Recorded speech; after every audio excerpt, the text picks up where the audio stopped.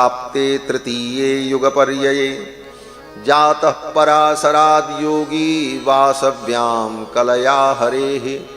भगवान हरि की दिव्य कला का अवतार वेदव्यास के रूप में हुआ और पराशर महर्षि के पुत्र हैं।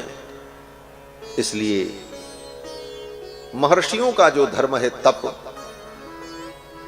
उस धर्म में व्यास जी लगे रहे। श्री व्यास जी महाराज की उत्पत्ति बड़ी दिव्य है। यद्यपि लोग व्यास जी के विषय में कहते हैं कि धीवर कन्या के पुत्र हैं, इसलिए ये अमुख वर्ग के। यद्यपि माता पिता के संबंध से उत्पत्ति होने पर माता पिता के गुणधर्म उसमें स्वीकार किए जाते हैं, लेकिन ये सामान्य नियम, जहां दिव्य नियम होता है वहां पर स्थान का महत्व नहीं होता। तस्मात् बीजम प्रशस्यते, बीज का प्राधान्य होता है। जैसे पीपल का वृक्ष, पीपल का बीज अगर किसी खंडहर पर गिर जाए तो उस खंडहर में भी वो पीपल का बीज जो है अंकुरित हो जाता है और वह ब्रह्म वृक्ष पूजनीय ही रहता है। वो कहाँ उत्पन्न हुआ है ये महत्वपूर्ण नहीं होता, वह बीज जो है ब्रह्म बीज है, इसलिए उसका महत्व होता है। वो कब्रिस्तान पर भी जम जाए तो वो पीपल वंदनीय होता है, क्योंकि वो ब्रह्म बीज है। कहाँ पर जमा है इसका कोई महत्व नहीं। उसी प्रकार ऐसे दिव्य तेज संपन्न जो महामुनि हैं, उनके तेज का प्रादुर्भाव कहीं भी हो जाता है। इसीलिए हमारे यहाँ शास्त्रों में है कि ऋषियों ने समय आने पर दिव्य पुरुषों को उत्पन्न करने के लिए अपने तेज का कहीं पर भी आधान कर दिया।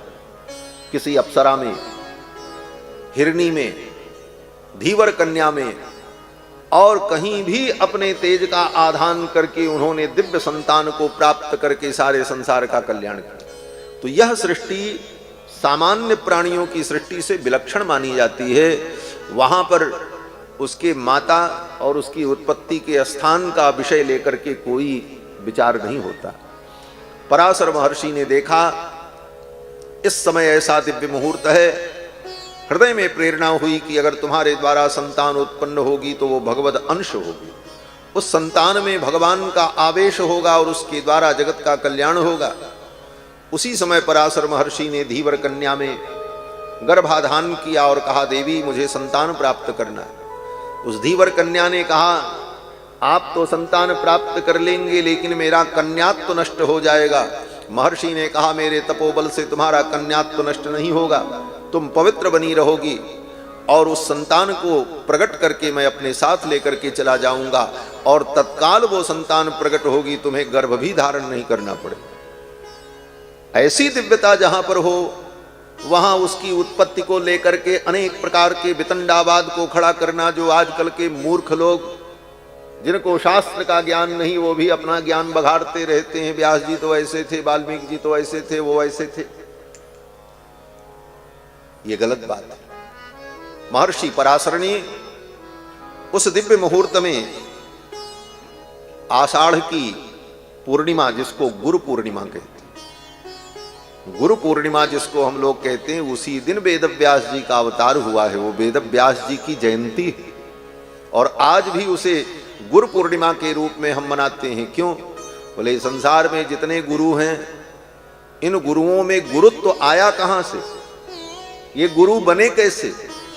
बोले गुरु वो होता है जिसके अंदर ज्ञान हो। तो संसार में जितने गुरु हैं, इन गुरुओं में ज्ञान आया कहां से? बोले सारा ज्ञान वेदव्यास जी की लेखनी से ही तो प्राप्त हुआ। वेदव्यास जी ने चारों वेदों का विभाग किया, महाभारत लिखा, 18 पुराण लिखा, अनेक संहिताएं लिखी।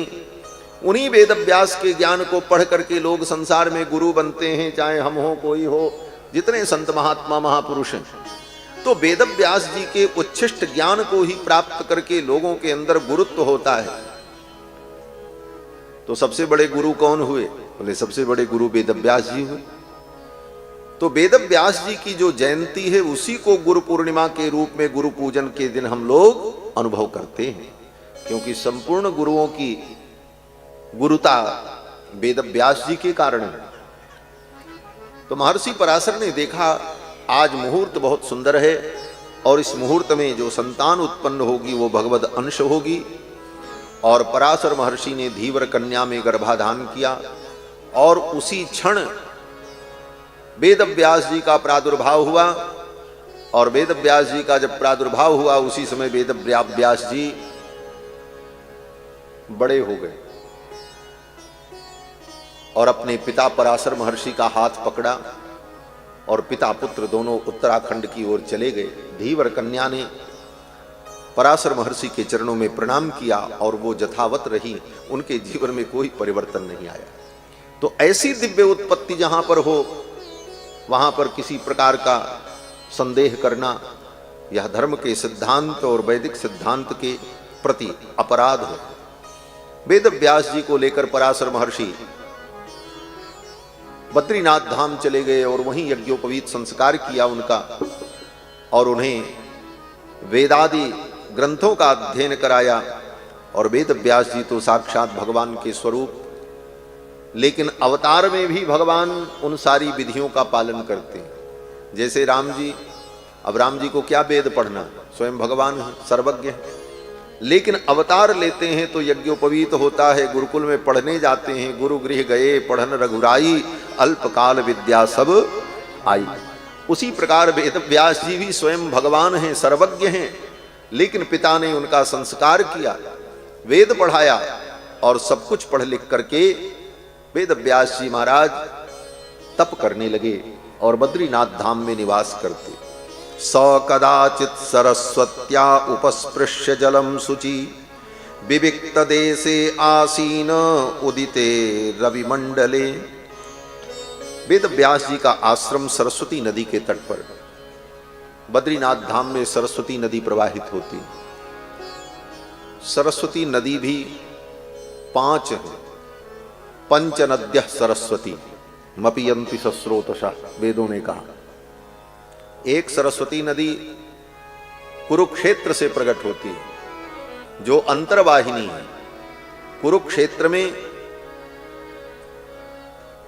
सरस्वती का प्रादुर्भाव है और जमीन के अंदर अंदर अंतर्वाहिनी होकर बहते हुए प्रयाग में आकर जहां गंगा जमुना का संगम होता है वहीं पर वो सरस्वती गंगा जमुना में मिल जाती है। तो वो अंतर्वाहिनी सरस्वती हैं। उभयोः संगमम यत्र तत्र लुप्ता सरस्वती, वो सरस्वती नदी दिखाई नहीं पड़ती। इसीलिए प्रयाग में 2 ही नदी दिखती हैं, गंगा और जमुना। सरस्वती कुरुक्षेत्र से निकलती हैं और भीतर भीतर भूगर्भ के अंदर चलते हुए वहां तक आती। इसका वर्णन हमारे यहाँ वेदों में।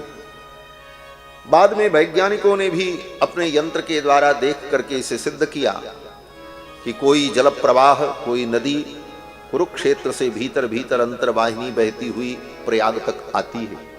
विज्ञान ने इस पर शोध भी किया। हमारे महर्षियों ने अपनी दिव्य मेधा से हजारों लाखों वर्ष पहले ही इन रहस्यों को जाना। वेद में एक यज्ञ का वर्णन है। हमारे गुरुजी पढ़ाते समय बताया करते थे कि एक यज्ञ का ऐसा वर्णन है कि उस यज्ञ में बहुत बड़ी बैलगाड़ी बनाई जाती है और उसी बैलगाड़ी के ऊपर यज्ञ मंडप बनता है। कई पहिया लगे रहते हैं उसमें, चलता फिरता यज्ञ मंडप, और उसी यज्ञ मंडप पर यज्ञ होता है। और शुरुआत कहां से होती है? बोले उस यज्ञ की शुरुआत कुरुक्षेत्र से होती और सरस्वती नदी के दाहिने तरफ से उस यज्ञ की शुरुआत करते हैं, नीचे से जहां सरस्वती नदी बहती है। और फिर यज्ञ करने के बाद सायंकाल उसी बैलगाड़ी पर खड़े होकर के अध्वर्यु अस्फय नाम के एक काष्ठ को फेंकता है और जहां जाकर के वो काष्ठ गिरे दूसरे दिन वो बैलगाड़ी वहां ले जाई जाती है, फिर वहां यज्ञ होता है, फिर शाम को फेंकता है तो फिर उसके आगे। इस तरह से कुरुक्षेत्र से चलते हुए यज्ञ करते हुए प्रयाग में आकर के उस यज्ञ की पूर्णाहुति होती है। ऐसे ऐसे यज्ञों का वर्णन हजारों वर्ष पूर्व हमारे ऋषि मुनियों ने किया है। प्रयाग का नाम प्रयाग इसीलिए है जहां पर अनेक प्रकार के प्रकृष्ट यज्ञ, विशेष यज्ञ होते रहे, इसीलिए उस भूमि का नाम है प्रयाग। याग माने यज्ञ। तो एक सरस्वती नदी वहां है, एक सरस्वती गुजरात में है, जिस सरस्वती नदी के तट पर महर्षि कर्दम ने 10,000 वर्ष तक तप किया था। सरस्वत्याम तपस्तेपे सहस्राणाम समादश। और एक सरस्वती नदी हरियाणा में प्रवाहित होती, एक सरस्वती बद्रीनाथ धाम में है, जिस सरस्वती नदी के तट पर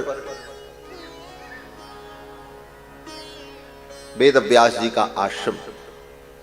तो 5 प्रकार की सरस्वती का वर्णन वेदों में है, शास्त्रों में। तो बद्रीनाथ धाम में जो सरस्वती हैं, उसी सरस्वती नदी के तट पर वेद व्यास जी का आश्रम। सरस्वती नदी के जल से आचमन किया, उपस्पृश्य जलम शुचि, और एकांत में बैठकर वेद व्यास जी विचार करने लगे। भगवान के अंश हैं। क्या विचार किया? बोले विविक्त देश आसीन उदते रविमंडले युग धर्म व्रतिकरम प्राप्तम भुवि युगे युगे। वेद व्यास जी विचार करने लगे, अब द्वापर समाप्त होने वाला है, कलयुग आने वाला है, और कलयुग में धर्म का व्यतिक्रम होगा, धर्म विकृत होगा, लोग धर्म से विमुख हो जाएंगे और भौतिकानाम च भावानाम शक्ति ह्रासम च तत्कृतम, और व्यक्तियों का सामर्थ्य भी घट जाएगा, बुद्धि भी घट जाएगी, शक्ति भी कम हो जाएगी मनुष्यों में। ये सब कलयुग में होगा। श्रद्धा भी लोगों की कम हो जाएगी, बुद्धि भी कम हो जाएगी, और ह्रसितायुषः, उनकी आयु भी कम हो जाएगी। ये कलयुग का धर्म है, कलयुग में ऐसा होता है। ये सब वेद व्यास जी ने द्वापर युग में विचार किया, कलयुग आने वाला है, ऐसा होगा। ऐसी स्थिति में प्राणियों का कल्याण कैसे हो, लोग वेद के तत्व को कैसे जाने, और लोग मनुष्यों का परम कल्याण कैसे हो, यह विचार करके वेद व्यास जी ने वेद के रहस्यों को महाभारत के रूप में प्रकट किया। इसीलिए महाभारत को 5वां वेद कहा जाता है। इतिहास पुराणम च पंचमो वेद उच्यते। ये महाभारत और 18 पुराण, ये 5वां वेद। 4 वेद तो पहले से, पहले एक ही वेद, लेकिन उस एक वेद के 4 विभाग वेद व्यास जी ने किए, जिससे वेदों का संरक्षण हो। एक ही वेद तो एक व्यक्ति उसको पढ़ करके उसको सुरक्षित रख पाए, ये द्वापर युग आते आते संभव न हुआ, क्योंकि मेधा घट गई, बुद्धि घट गई। तो वेद व्यास जी ने उसके 4 विभाग कर दिए, ऋक यजु अथर्व साम। वो पहले से थे लेकिन एक ही जगह थे, उनको अलग अलग कर दिया, और उसके लिए अलग अलग शिष्यों को जिम्मेदारी दी वेद व्यास जी ने कि इस शाखा को, इस वेद को तुम पढ़ो पढ़ाओ अपने शिष्यों को, तुम इसको करो पढ़ो पढ़ाओ तुम इसको, जिससे सब शाखाएं और वेद का संपूर्ण स्वरूप कहीं न कहीं किसी रूप में सुरक्षित रहे। तो पहले वेदों का विभाग किया वेद व्यास जी ने। ऋक यजुस्साम अथर्वाख्या वेदाश्चत्वार उद्धृताः। इन 4 वेदों को 4 विभाग में बांटकर, और फिर वेद व्यास जी ने विचार किया, इन वेदों से तो उन्हीं का कल्याण होगा जो लोग वेद पढ़ेंगे। पढ़ेंगे कौन? बोले जो पढ़ने के अधिकारी होंगे, सब नहीं पढ़ सकते। कौन पढ़ सकता है? बोले ब्राह्मण, क्षत्रिय और वैश्य, त्रैवर्णिक व्यक्ति, और उन त्रैवर्णिक में भी केवल पुरुष, और पुरुष में भी जो अंगहीन न हो और समय से जिसका यज्ञोपवीत संस्कार हुआ हो, आचरण संपन्न हो, तीनों काल संध्या वंदन करता हो, ऐसा त्रैवर्णिक पुरुष जिसकी इंद्रियां स्वस्थ हो, आंख नाक कान हाथ पैर सब ठीक हो, वही वेद पढ़ने का अधिकारी होता। कान ठीक नहीं है, गलत सुनता है, तो गुरुजी तो सही सुनाएंगे, वो गलत याद कर लेगा, फिर वो गलत परंपरा चला देगा। गुरुजी सही बताएंगे, आंख से दिखता ही नहीं है, तो फिर वो गलत परंपरा चल पड़ेगी। इसलिए अंग वैकल्य, अंग विकल को कर्म का अधिकार नहीं होता। इसीलिए अंगहीन व्यक्ति को संन्यासादि धर्म का भी शास्त्र में निषेध किया गया, क्योंकि अंगहीन होने के कारण, विकल होने के कारण उन कर्मों में उसका अधिकार नहीं होता। तो ऐसी स्थिति में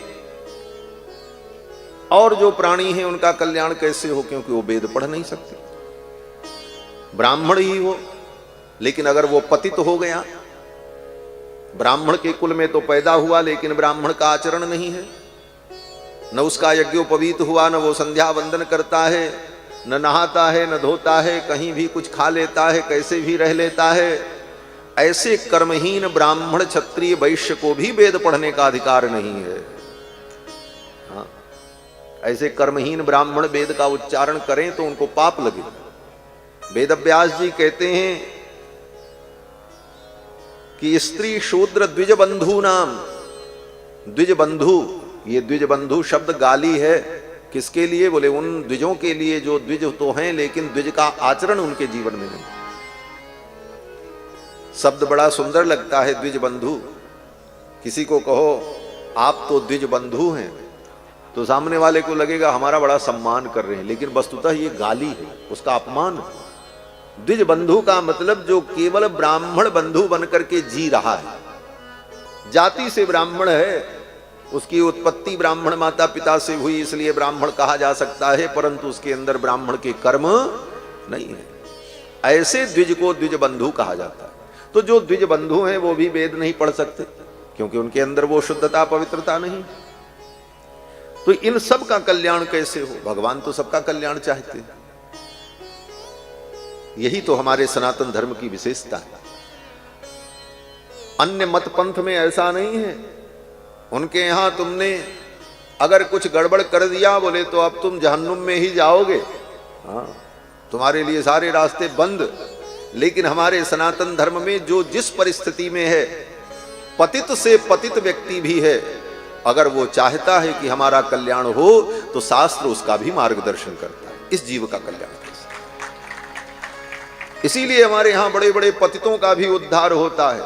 गणिका अजामिल व्याध गीध गजादि खल तारेगा। बोले महाराज हम बहुत बड़े पतित हैं, हमारी उत्पत्ति अशुद्ध है, हमारा आचरण अशुद्ध है, हमारी बुद्धि धर्म को समझ नहीं पाती है, ऐसी स्थिति में हम कुछ करने लायक नहीं हैं, तब हमारा कल्याण कैसे हो? लेकिन शास्त्र इतने कृपालु हैं, शास्त्र कहता तुम्हारा भी कल्याण होगा, मत घबराओ, तुम्हारे लिए भी उपाय है हमारे पास। बोले क्या उपाय है? बोले कुछ नहीं कर सकते तो केवल राम राम राम कहते रहो, तुम्हारा भी कल्याण होगा, तुम्हें भी परम गति मिल जाएगी। गोस्वामी जी महाराज कहते हैं, पाई न केहि गति पतित पावन, राम भज सुन सठ मना। पाई न केहि गति पतित पावन, राम भज सुनु सठ मना। पाई न केहि गति पतित पावन, राम भज सुनु सठ मना। गणिका अजामिल व्याध गीध गजादि खल तारे गना। गणिका अजामिल व्याध गीध गजादि खल जवन की रात खस स्वपचादियति अघरूप दे आभीर जवन की रात खस स्वपचादियति अघरूप दे कही नाम बारक देवी पावन होई राम नमामि ते कही नाम बारक देवी पावन होई राम नमामि ते पाई न केहि गति पतित पावन राम भज सुनु सठ मना राम भज सुनु सठ मना राम भज सुनु सठ मना। हमारे यहाँ सबका इलाज है। संसार का कोई ऐसा भव रोग नहीं है जिस रोग की औषधि हमारे शास्त्र में नहीं। कैसा भी बीमार व्यक्ति हो, शास्त्र उसके भी कल्याण का मार्ग बता देता है। बस करना इतना है कि हमारे लिए क्या मार्ग है ये तय हो जाए तो हम निष्ठापूर्वक उस मार्ग पर चल पड़े। बाकी हम ये करना, हम ये करेंगे, हम ये करेंगे, ये आग्रह न हो। तुम्हारी परिस्थिति, तुम्हारी योग्यता और तुम्हारी क्षमता के अनुकूल शास्त्र ने जो मार्ग बता दिया उस मार्ग को श्रद्धापूर्वक मान करके चल पड़ो, कल्याण हो। वेद व्यास जी ने विचार किया संसार के इन प्राणियों का कल्याण कैसे। तब वेद व्यास जी ने कहा कल्याण तो वेद से होता है। तो अब हम पांचवा वेद बना दें। वेद का जो ज्ञान है उसी ज्ञान को बटोर कर वेद के रहस्य को ही इतिहास और पुराण के रूप में वेद व्यास जी ने लिख दिया। इतिहास पुराणम च पंचमो वेदम उच्यते। और ये किसके लिए लिखा? बोले उन्हीं लोगों के लिए लिखा, स्त्री के लिए, शूद्र के लिए। और वे द्विज, जो द्विज आचरण संपन्न नहीं हैं उनके लिए, कि इन पुराणों को पढ़कर सुनकर, महाभारत को पढ़कर सुनकर धर्म का ज्ञान प्राप्त कर लें और इनका भी कल्याण हो जाए। लेकिन इतना करने के बाद भी वेद व्यास जी के मन को शांति नहीं मिल रही। बैठे थे, तब तक नारद जी आ गए। नारद जी आए तो वेद व्यास जी ने नारद जी का स्वागत किया और वेद व्यास जी ने कहा, देवर्षि आप बड़े मौके से आ गए, मेरे मन में अशांति। नारद जी ने कहा क्यों? व्यास जी ने कहा लोक के कल्याण के लिए, प्राणियों के कल्याण के लिए मैंने महाभारत और 17 पुराण बनाए, लेकिन इसके बाद भी मेरे मन में शांति नहीं आ रही। मन कह रहा है अभी कुछ और लिखना है, कुछ और करना चाहिए, लेकिन क्या करना चाहिए ये समझ में नहीं आ रहा। आप कृपा करके बताओ कि मेरे लिए क्या कर्तव्य कर्म बचा हुआ है। महाभारत और 17 पुराण तो मैंने प्राणियों के कल्याण के लिए बना दिया, वेदों की व्याख्या कर दी इस रूप में। तब वेद व्यास जी ने कहा, ओ नारद जी ने कहा, व्यास जी आपने ठीक कहा, सबके कल्याण के लिए आपने मार्ग तो खोल दिया, लेकिन जो परमहंस हैं, अमलात्मा हैं, जो वेद के संपूर्ण तत्व को जानते हैं, सब कुछ जानते हैं, लेकिन वो संसार की किसी वस्तु में उनकी आसक्ति नहीं है और कहीं भी कोई अभिलाषा नहीं है, जो एकमात्र आत्म तत्व का चिंतन करने वाले ऐसे परमहंसों के लिए आपने कोई ग्रंथ नहीं बनाया।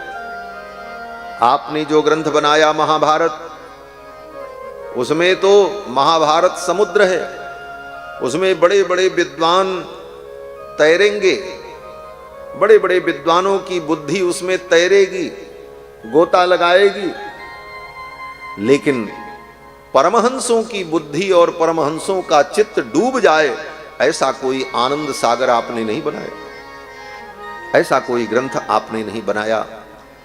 महाभारत में आपने धर्म अर्थ काम मोक्ष चारों पुरुषार्थ का वर्णन किया, लेकिन एक ग्रंथ आप ऐसा बनाओ जिसमें केवल भगवान की महिमा का वर्णन। यथा धर्मादयश्चार्थाः मुनिवर्यानुकीर्तिताः न तथा वासुदेवस्य महिमा हिर्वर्णिता। भगवान वासुदेव की महिमा का आपने वर्णन नहीं किया। ऐसा ग्रंथ बनाओ जिसमें केवल भगवान की महिमा का वर्णन। भले वो ग्रंथ, उस ग्रंथ की शब्दावली साधारण हो, व्याकरण काव्य कोश के उसमें सारे लक्षण घटित न हो, लेकिन भगवान की अगर महिमा है तो वो परमहंसों के द्वारा, भक्तों के द्वारा आदरणीय होती है।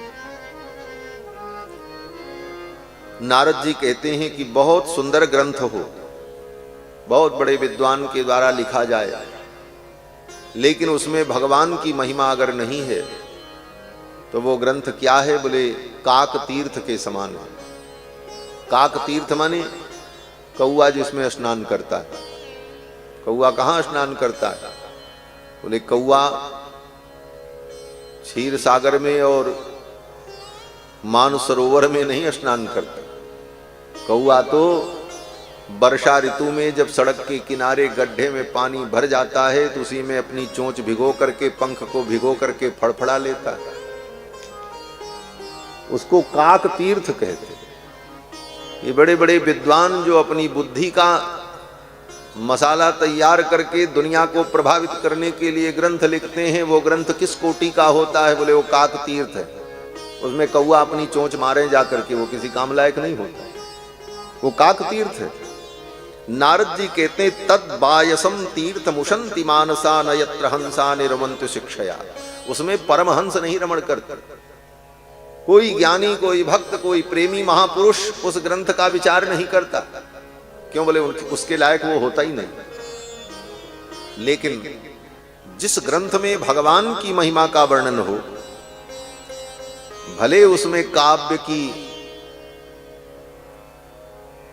विधाओं का अभाव हो, अलंकार न हो, रीति न हो, विधा न हो, छंद भंग हो, शब्दों का व्यत्यास हो, लेकिन अगर उसमें भगवान की महिमा का वर्णन किया गया है तो बड़े बड़े प्रेमी भक्त परमहंस उस ग्रंथ में रमण करते हैं, उस ग्रंथ में अपने चित्त को डुबो देते हैं। ये भगवत तत्व की महिमा है। गोस्वामी तुलसीदास जी महाराज भी कहते हैं सब गुण रहित कुकवि कृत बानी। सब गुण से रहित हो और किसी प्रसिद्ध कवि ने न बनाया हो, लेकिन राम नाम जस अंकित जानी। उस ग्रंथ में भगवान की महिमा हो, भगवान का यश हो, तो सादर कहीं सुनहि बुद्धिताई। बुद्धिमान लोग उस ग्रंथ को कहते हैं, सुनते हैं और पढ़ते हैं। अब बहुत ज्ञान से भरा ग्रंथ हो लेकिन भगवान की महिमा न हो। भनित विचित्र सुकविकृत जोऊ राम राम नाम बिन सोहन सो। बहुत अच्छी कविता हो और बहुत बड़े कवि ने लिखा हो, लेकिन उसमें भगवान का नाम न हो, भगवान की महिमा न हो, तो ऐसे काव्य का आदर परमहंस लोग, महात्मा लोग नहीं करते। और टेढ़ी मेढ़ी वाणी में भी भगवान की महिमा का गान हो तो भक्त लोग, प्रेमी लोग उस ग्रंथ का आदर करते। तो आपने जो ग्रंथ बनाया, इसमें बड़े बड़े बुद्धिमान लोग अपनी बुद्धि लगाएंगे महाभारत में, आपके अन्य ग्रंथों में, लेकिन जो प्रेमी होगा, जो परमहंस होगा, उसके लिए आपने कुछ नहीं बनाया। तब वेदव्यास जी ने कहा मैं भगवान की महिमा का कैसे वर्णन करूं। नारद जी ने संक्षेप में वेदव्यास जी को भगवान की महिमा का वर्णन करते हुए 4 श्लोकों में भागवत तत्व का उपदेश किया। इसको कहते हैं चतुश्लोकी भागवत। नारद जी ने वेदव्यास जी को संक्षेप में भागवत तत्व का उपदेश किया और कहा इसकी व्याख्या करो। बोले हम कैसे करेंगे? बोले भगवान कृपा करेंगे, चिंता मत करो। फिर तो वेदव्यास जी ने नारद जी के द्वारा सुने गए ज्ञान का विस्तार किया और ये 18,000 श्लोकों में परमहंसों की संहिता भागवत बना करके तैयार कर। ये भागवत की उत्पत्ति का कारण था, क्यों भागवत बनाई गई। और जब भागवत तैयार हो गई तब वेद व्यास जी ने सोचा अब किसको पढ़ावें, इस ग्रंथ को कौन पढ़ेगा, ये तो परमहंसों की संहिता है, कोई परमहंस ही इसको अनुभव करेगा। तब वेद व्यास जी को याद आया, अपने पुत्र की स्मृति हुई, सुखदेव जी की। वेद व्यास जी के पुत्र सुखदेव जी हैं। सुखदेव जी जन्म लेते ही जंगल में तप करने चले गए। ऐसे परमहंस जन्म सिद्ध योगी हैं। उनका उपनयन संस्कार भी नहीं हुआ, पिता के चरणों में बैठकर वेद आदि ग्रंथों का अध्ययन करें वो भी नहीं हुआ। जन्म लेते ही दिगंबर जंगल की ओर चल पड़े। जन्म सिद्ध योगी थे, उनके लिए किसी संस्कार की कोई जरूरत नहीं थी। वेद व्यास जी ने सोचा मेरा पुत्र सुखदेव परम ज्ञानी है, परमहंस है, ये भागवत मैं अपने पुत्र सुखदेव को पढ़ा दूं। और सुखदेव जी को बुला करके वेद व्यास जी ने ये भागवत पढ़ा दी। सुखदेव जी ने पढ़ लिया। समय आने पर सुखदेव जी ने राजा परीक्षित को सुनाया। शौनक जी ने सूत जी से प्रश्न किया कि सवई निवृत्त निरतः सर्वत्रोपेक्षको मुनि। सुखदेव जी तो निवृत्त मार्गी थे, फिर उन्होंने इतनी बड़ी संहिता ये श्रीमद् भागवत को पढ़ने का उन्होंने परिश्रम क्यों किया, जो सब कुछ छोड़कर जंगल में चले गए, संसार से कोई मतलब ही नहीं। तो इतनी बड़ी संहिता को कस्यवा बृहति मेताम आत्मारामः समभ्यसत। आत्माराम सुखदेव जी ने इतनी बड़ी संहिता का, इस भागवत का अभ्यास क्यों किया। जब वेद पढ़ने का अभ्यास, अन्य ग्रंथों को पढ़ने का अभ्यास नहीं किया, सबसे मुक्त होकर चले गए, तो फिर इस ग्रंथ को इतना श्रम से पढ़ने का अभ्यास उन्होंने क्यों किया। तो इसका उत्तर देते हैं सूत जी कि आत्मा रामश्च मुनयो, जो आत्मा राम होते हैं। आत्मा राम माने जो अपनी आत्मा में ही आनंद का अनुभव कर ले, उसका नाम आत्मा राम। जो अपनी आत्मा में ही रमण करे, उसको कहते हैं आत्मा राम। और जो अपनी आत्मा में रमण न करके बाहर की चीजों में रमण करे, वो है अनात्मा राम। हमसे अलग जो वस्तुएं हैं, ये क्या है, बोले अनात्मा है। संसार की जो वस्तुएं हैं जिनमें हम रमण करते हैं, ये हमें अच्छा लगता है, ये हमें अच्छा लगता है, तो संसार की ये वस्तुएं जो हैं वो अनात्मा हैं। उन अनात्म वस्तुओं में जब हम रमण करते हैं तब हम अनात्मा राम होते हैं। और अनात्म वस्तुओं को छोड़ करके आत्मा में ही आत्मा का रमण होता है। आत्मन्येवात्मना तुष्टः, अपनी आत्मा में ही आत्मा को संतुष्टि प्राप्त होती है। यह जो सिद्धांत है, यह आत्मा राम का स्वरूप है। तो आत्मा रामश्च मुनयो निर्ग्रंथा अप्युरुक्रमे कुर्वन्त्य हेतुकीम भक्तिम इत्थम भूत गुणो हरिहि। ऐसे जो आत्मा राम महापुरुष होते हैं, वे भगवान के गुणों में रमण करते हैं, भगवान की लीलाओं को श्रवण करते हैं और भगवान में ही अपने चित्त को लगाते हैं। सुखदेव जी महाराज ने अपने पिता के चरणों में बैठकर इस संपूर्ण भागवत को पढ़ा और इसे बुद्धिस्त कर लिया। समय आने पर सुखदेव जी ने यह कथा राजा परीक्षित को सुनाई। राजा परीक्षित को कब सुनाई, तो कहते महाभारत युद्ध जब समाप्त प्राय था, द्रौपदी के 5 पुत्रों को अश्वत्थामा ने मार डाला। सोते हुए द्रौपदी के 5 पुत्रों की हत्या कर दी। अर्जुन गए, साथ में भगवान गए। अश्वत्थामा से युद्ध हुआ और अश्वत्थामा को पकड़ करके ले आए।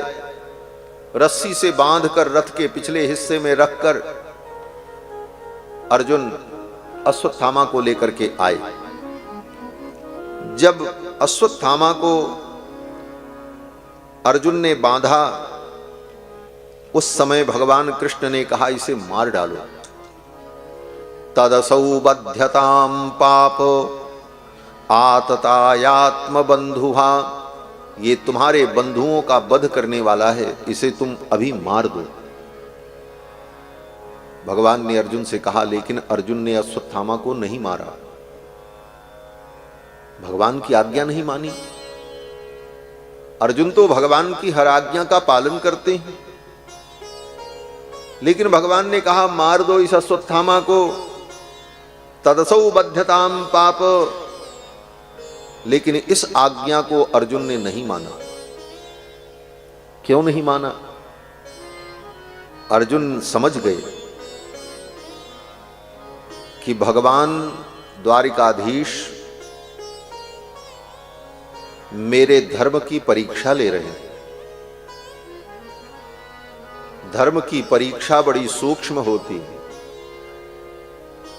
धीरज धर्म मित्र अरुणारी, आपद काल परखिए चारी।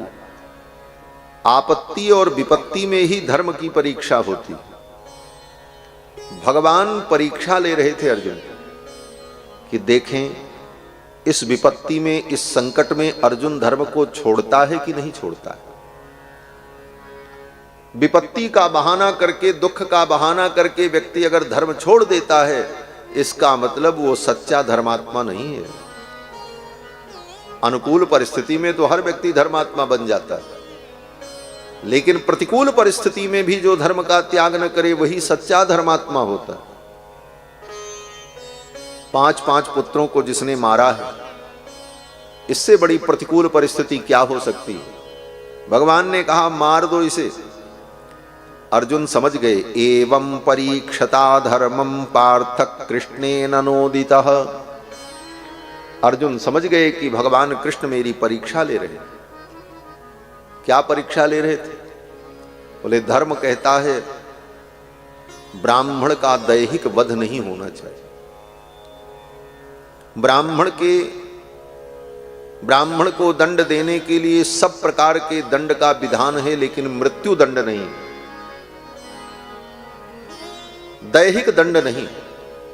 क्यों? बोले ब्राह्मण को दंड देने पर एक नया पाप उत्पन्न हो जाएगा, उसे तो दंड मिलेगा, लेकिन ब्रह्म हत्या का पाप हो जाए।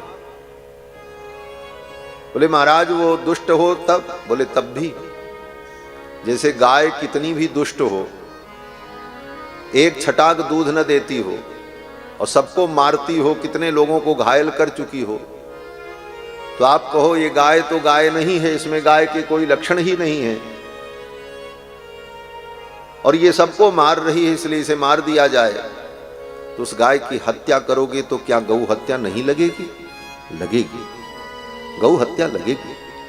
उस गौ हत्या का पाप होगा। हां, अगर गौ दुष्ट है तो उसके और भी जो उपाय हैं नियंत्रण के, वो सारे उपाय किए जाएं, लेकिन उसका वध करना ये धर्म नहीं। इसीलिए ब्राह्मण को अबध्य कहा शास्त्र ने। धर्म को तर्क से नहीं समझा जा सकता, धर्म को शास्त्र के द्वारा श्रद्धा पूर्वक समझा जा सकता है। श्रद्धा रहित व्यक्ति और शास्त्र में जिसकी निष्ठा नहीं है, वो व्यक्ति धर्म को नहीं समझ पाता, वो कुतर्क करता है। ऐसा क्यों? ऐसा तो ऐसा क्यों? बोले यहां पर ये सब नहीं चलता। शास्त्र धर्म का मूल है। वेदो खिलो धर्म मूलम, धर्म का मूल वेद है। वेदात धर्मो ही निर्बभौ, वेदों से ही समस्त धर्मों का प्रादुर्भाव होता है। तो शास्त्र में श्रद्धा और शास्त्र के वचनों में विश्वास, यही धर्म का मूल है। क्योंकि शास्त्र के द्वारा ही धर्म को समझा जा सकता है, और कोई उपाय नहीं है धर्म को समझने के। अगर बुद्धि से समझने की चेष्टा करोगे तो आज आपकी बुद्धि जिसे धर्म रूप में स्वीकार करेगी, कल आपसे बड़ा कोई बुद्धिमान पैदा हो जाएगा तो वो दूसरी परिभाषा बना देगा। उसके बाद फिर से सृष्टि तो चलती रहेगी, फिर कोई नया बुद्धिमान पैदा होगा, वो कहेगा ऐसा नहीं, ऐसा होना चाहिए। तो बुद्धि से अगर धर्म का निर्णय होने लग जाएगा तो धर्म का निर्णय हो ही नहीं पाएगा। धर्म है क्या? आज जो धर्म है, आज जिसको हम धर्म कह रहे हैं, कल कोई तार्किक व्यक्ति अपने तर्क के द्वारा उसे अधर्म बता देगा और वो नया धर्म आपको बता दे। फिर उस धर्म का अनुपालन लोग करने लग जाएं, फिर कोई नया तार्किक पैदा हो, कहे नहीं ये तो गलत है, ऐसे नहीं, ऐसे होना चाहिए। तब तो धर्म का एक निश्चित मार्ग ही नहीं रहेगा और जुग जुग में धर्म बदलता चला जाएगा और मनमाना होता चला जाएगा। वास्तविक धर्म क्या है ये ज्ञान किसी को नहीं हो पाए। इसीलिए शास्त्र धर्म का निर्णय करता है। शास्त्र जो कह दे आंख बंद करके मान लेना चाहिए। शास्त्र ने कहा ये धर्म है तो बस ये धर्म है, तब धर्म के तत्व को समझा जा सकता है। भगवान परीक्षा ले रहे थे। अर्जुन ने कहा नहीं, मैं इसे नहीं मारूंगा, ये ब्राह्मण है। भगवान बड़े प्रसन्न हुए। अर्जुन के अंदर धर्म की निष्ठा है। बांध करके ले आए। लेकर के जब आए, द्रौपदी के सामने खड़ा कर दिया। अर्जुन ने कहा यही वो पापी है जिसने तुम्हारे 5 पुत्रों का वध किया है। द्रौपदी ने जब देखा, तथा हृतम पशुवत पाशबद्धम, जैसे पशु को बांध करके रखा जाता ऐसे बांध करके अश्वत्थामा को अर्जुन लेकर के आए थे। देखा द्रौपदी ने, आवांग मुखम कर्म जुगुप्सितेन, अश्वत्थामा को लज्जा आ रही थी अपने कर्म पर। सिर झुकाए अपने किए हुए कर्म पर लज्जित होते हुए अश्वत्थामा द्रौपदी के सामने खड़े थे। निरीक्ष कृष्णापकृतम गुरोः सुतम, अपकृतम गुरोः सुतम निरीक्ष कृष्णा। कृष्णा द्रौपदी, द्रौपदी का एक नाम कृष्णा है। कृष्णा ने, द्रौपदी ने देखा जब अश्वत्थामा को इस स्थिति में, तो वाम स्वभावा कृपया ननाम च, द्रौपदी ने दोनों हाथ जोड़कर अश्वत्थामा को प्रणाम किया। वेदव्यास जी कहते हैं वाम स्वभावा कृपया ननाम च। वाम स्वभावा माने सुंदर स्वभाव वाली। कौन? बोले द्रौपदी। अश्वत्थामा के चरणों में प्रणाम करती हैं। किस अश्वत्थामा को? बोले जिसने 5 पुत्रों को मारा है। अपने 5 पुत्रों के हत्यारे को भी द्रौपदी ने प्रणाम किया। अर्जुन से भी विलक्षण धर्म की निष्ठा द्रौपदी में। अर्जुन तो ये कह करके छोड़ देते हैं कि ब्राह्मण अवध्य है, लेकिन द्रौपदी की धर्मनिष्ठा उससे भी एक सीढ़ी आगे चली जाती है। द्रौपदी कहती हैं ये ब्राह्मण है इसलिए अवध्य तो हैं लेकिन प्रणम्य भी है। द्रौपदी ने प्रणाम किया। वाम स्वभावा कृपया ननाम च। और द्रौपदी को सहन नहीं हो रहा था, इनको क्यों बांधा है। द्रौपदी ने कहा, उवाच सासहन्त्यस्य बंधनानयनम सती। सती द्रौपदी को सहन नहीं हो रहा था कि इन ब्राह्मण देवता को पशु के जैसे बांध करके लाए हैं। द्रौपदी ने कहा पहले तो इनको छोड़ो। मुच्यता मेष ब्राह्मणो नितराम गुरु, इनको खोल दो, मुक्त कर दो, क्योंकि ये गुरु के पुत्र हैं, आचार्य के पुत्र हैं। अर्जुन की ओर देख करके द्रौपदी ने कहा, आप इतने बड़े धनुर्धर हैं, इतने बड़े शस्त्रवेत्ता हैं, अनेक प्रकार के अस्त्रों के रहस्य को, विद्या को आपने प्राप्त किया है, विश्व के सर्वश्रेष्ठ धनुर्धर हैं, लेकिन आप इतने बड़े धनुर्धर बने कैसे? गुरु द्रोणाचार्य की कृपा से। अस्त्रग्रामश्च भवता शिक्षितो यदनुग्रहात्, जिन गुरु के अनुग्रह से आपने ये सब कुछ पाया, वे गुरुदेव आपके सामने खड़े हैं। अर्जुन ने कहा गुरुदेव ने तो अपने प्राणों का त्याग कर दिया स्वेच्छा से। इसीलिए महाभारत युद्ध में भले शत्रु के पक्ष से द्रोणाचार्य लड़ रहे थे, लेकिन द्रोणाचार्य को मारा नहीं जा सकता था। उस युद्ध में भी धर्म के नियम का पालन होता था। इसीलिए गीता के प्रारंभ में कहा धर्म क्षेत्रे कुरुक्षेत्रे समवेता युयुत्सवा। धर्म कहता है ब्राह्मण का दैहिक वध नहीं हो सकता, इसलिए अर्जुन अश्वत्थामा पर बाण नहीं चला, वो द्रोणाचार्य को नहीं मार सकता। कृपाचार्य ने भी युद्ध किया, लेकिन कृपाचार्य को नहीं मारा। अर्जुन कहते हैं कि द्रोणाचार्य जी ने तो अपनी इच्छा से अपनी मृत्यु का वर्ण कर लिया था। द्रौपदी ने कहा वो कहीं गए नहीं है। सयेष भगवान द्रोण प्रजारूपेण वर्तते। भगवान द्रोणाचार्य ही अपने पुत्र अश्वत्थामा के रूप में आपके सामने खड़े। आत्मा वही जायते पुत्र, आत्मा ही पुत्र के रूप में होती है, और आपने इनको बांध रखा है। इन्हें आप छोड़ दो। अगर इनको कुछ हो गया तो मां रोदी दस्य जननी गौतमी पति देवता, इनकी मां कितना दुखी होंगी, कितना रोएंगी। ये अपनी मां के एकमात्र पुत्र हैं, और मां गौतमी को कितना दुख होगा, कितना दुख होगा। बोले यथाहम मृतवत्सार्ता रोदिभ्यश्रुमुखी मुहुः, जैसे मैं रो रही हूं अपने पुत्र के वियोग में, मुझे जो दुख हो रहा है यही दुख मेरी गुरु माता गौतमी को होगा। इसलिए इन्हें छोड़ दो। यही ही कोपितम ब्रह्मकुलम राजन्यैर अति आत्मभिः तत्कुलम प्रदहत्यासु सानुबंधम सुचार्पितम। द्रौपदी ने मानो धर्म के ऊपर प्रवचन किया है भागवत। द्रौपदी कहती हैं यही ही कोपितम ब्रह्मकुलम राजन्यैर अजितात्मभिः। जिन राजाओं के द्वारा ऐसे ब्रह्मकुल पर अत्याचार होता है, द्रौपदी कहती तत्कुलम प्रदहत्याशु, ऐसा राजकुल नष्ट हो जाता। वो ब्रह्मानल ब्रह्मरूपी अग्नि सानुबंधम उसके पूरे परिवार के सहित उसे विनष्ट कर देती। इसलिए इन्हें छोड़ दो।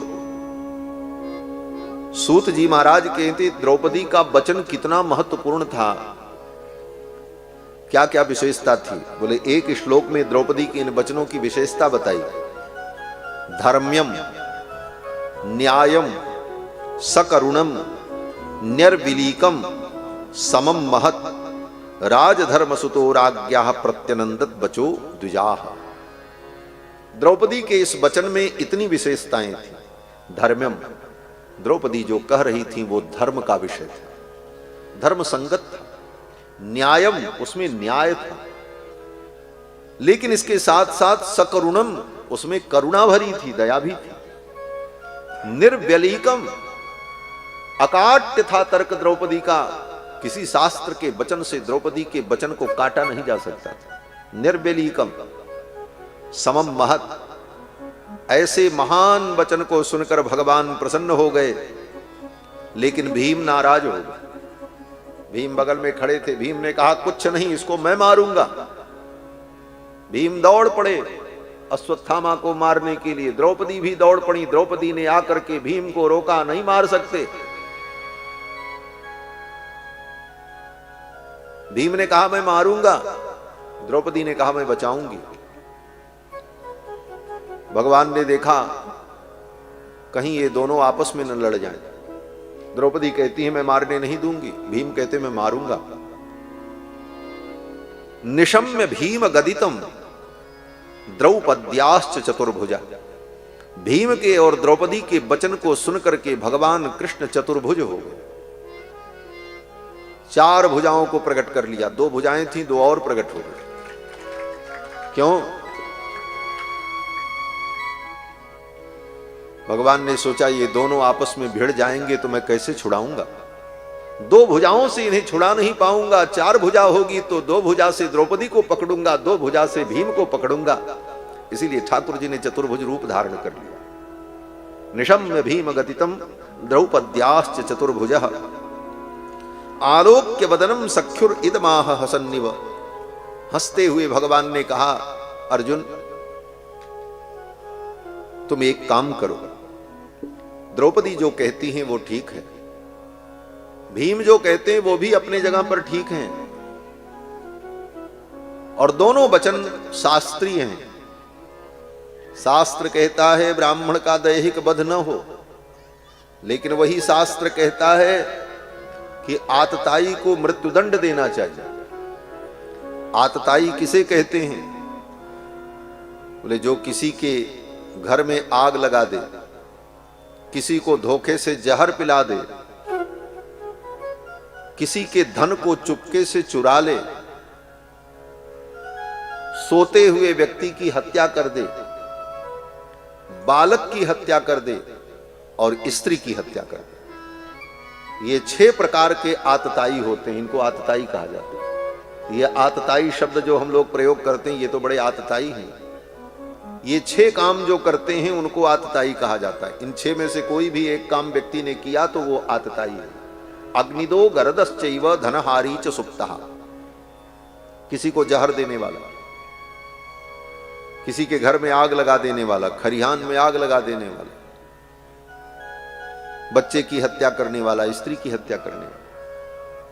अश्वत्थामा ने बच्चों की हत्या की, यह आतताई है। और आतताई का वध होना चाहिए, यही शास्त्र में शास्त्र विहित दंड है।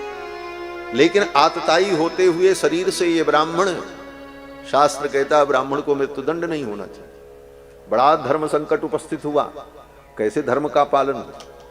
दोनों बातें एक साथ आ गई, इसी को कहते हैं धर्म संकट। इधर जाओ तब भी धर्म का ह्रास होगा और इधर जाओ तब भी धर्म का ह्रास होगा। एक तरफ कुआं एक तरफ खाई, वह वाली स्थिति उत्पन्न हो गई। इस धर्म संकट में भगवान ने अर्जुन से कहा, अर्जुन अब तुम निर्णय करो, मैं तुम्हारे ऊपर छोड़ रहा हूं। कुरु प्रतिश्रुतम सत्यम, सबसे पहला काम तो ये करो कि तुमने जो वचन दिया था तुम्हारा वचन सत्य है। तुमने कहा था द्रौपदी को सांत्वना देते समय कि तुम्हारे अपराधी को मैं ले आऊंगा और उसे दंड दूंगा। प्रियम च भीमसेनस्य, और ऐसा निर्णय करो जो भीम को भी प्रिय लगे।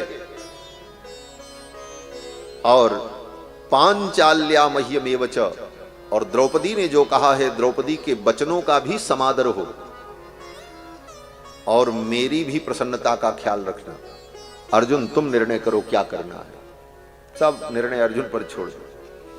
अर्जुन बड़े बुद्धिमान थे। अर्जुन ने सोचा धर्म अधर्म का जब निर्णय करना कठिन हो जाए तब भगवान की वाणी का आश्रय लेना चाहिए। जैसे महाभारत युद्ध में अर्जुन के सामने यही संकट था, युद्ध करना धर्म है कि अधर्म है। अर्जुन को लग रहा था अधर्म है, इन अपने परिजनों को मैं मारूंगा ये तो अधर्म होगा, और क्षत्रिय के लिए युद्ध करना धर्म भी। अर्जुन इस उहापोह में थे, धर्म है कि अधर्म है, मैं क्या करूं, मन डगमग हो रहा था। तब भगवान ने गीता का उपदेश देकर के उनके भ्रम को दूर किया। और उस गीता के उपदेश में भगवान ने अर्जुन से कहा, अर्जुन किसी की अपकीर्ति हो जाना ये मरने से भी ज्यादा कष्टकारक होता है। संभावितस्य चा कीर्ति मरणादतिरिच्यते। अर्जुन ने गीता का पाठ शुरू किया, गीता में कोई समाधान मिल जाएगा। अर्जुन गीता का अनुसंधान करते करते जब इस श्लोक पर पहुंचे कि संभावितस्य चा कीर्ति मरणादतिरिच्यते, किसी की अपकीर्ति हो जाए तो उसके मरण से भी ज्यादा वो दुखदाई होती है, वो मृत्यु से भी ज्यादा बड़ा दंड मान लिया जाता है। जैसे व्यक्ति जीवन में बहुत सम्मान पाया हो और फिर उसका इतना भयानक अपमान हो, तो वह व्यक्ति मृत्यु से भी ज्यादा दुख का अनुभव करता है। वो सोचता है इस अपमान से तो अच्छा मर जाना था। अर्जुन को यह बात समझ में आ गई। अर्जुन ने कहा बस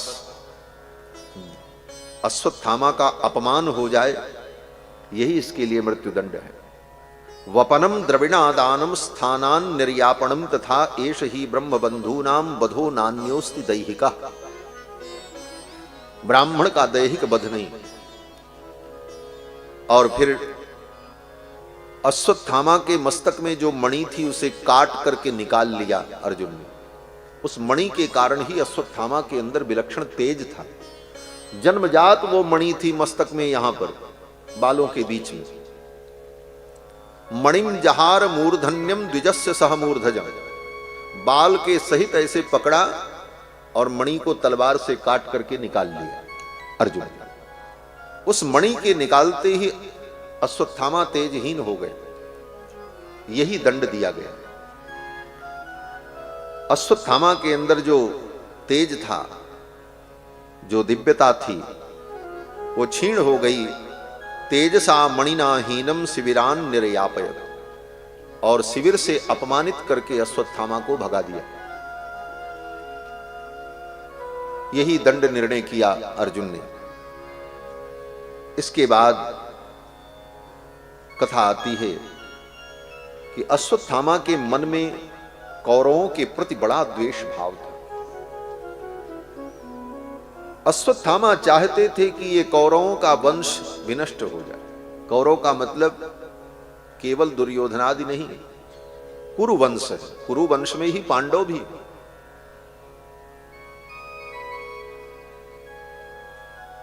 ये पांडव भी कुरुवंश के ही।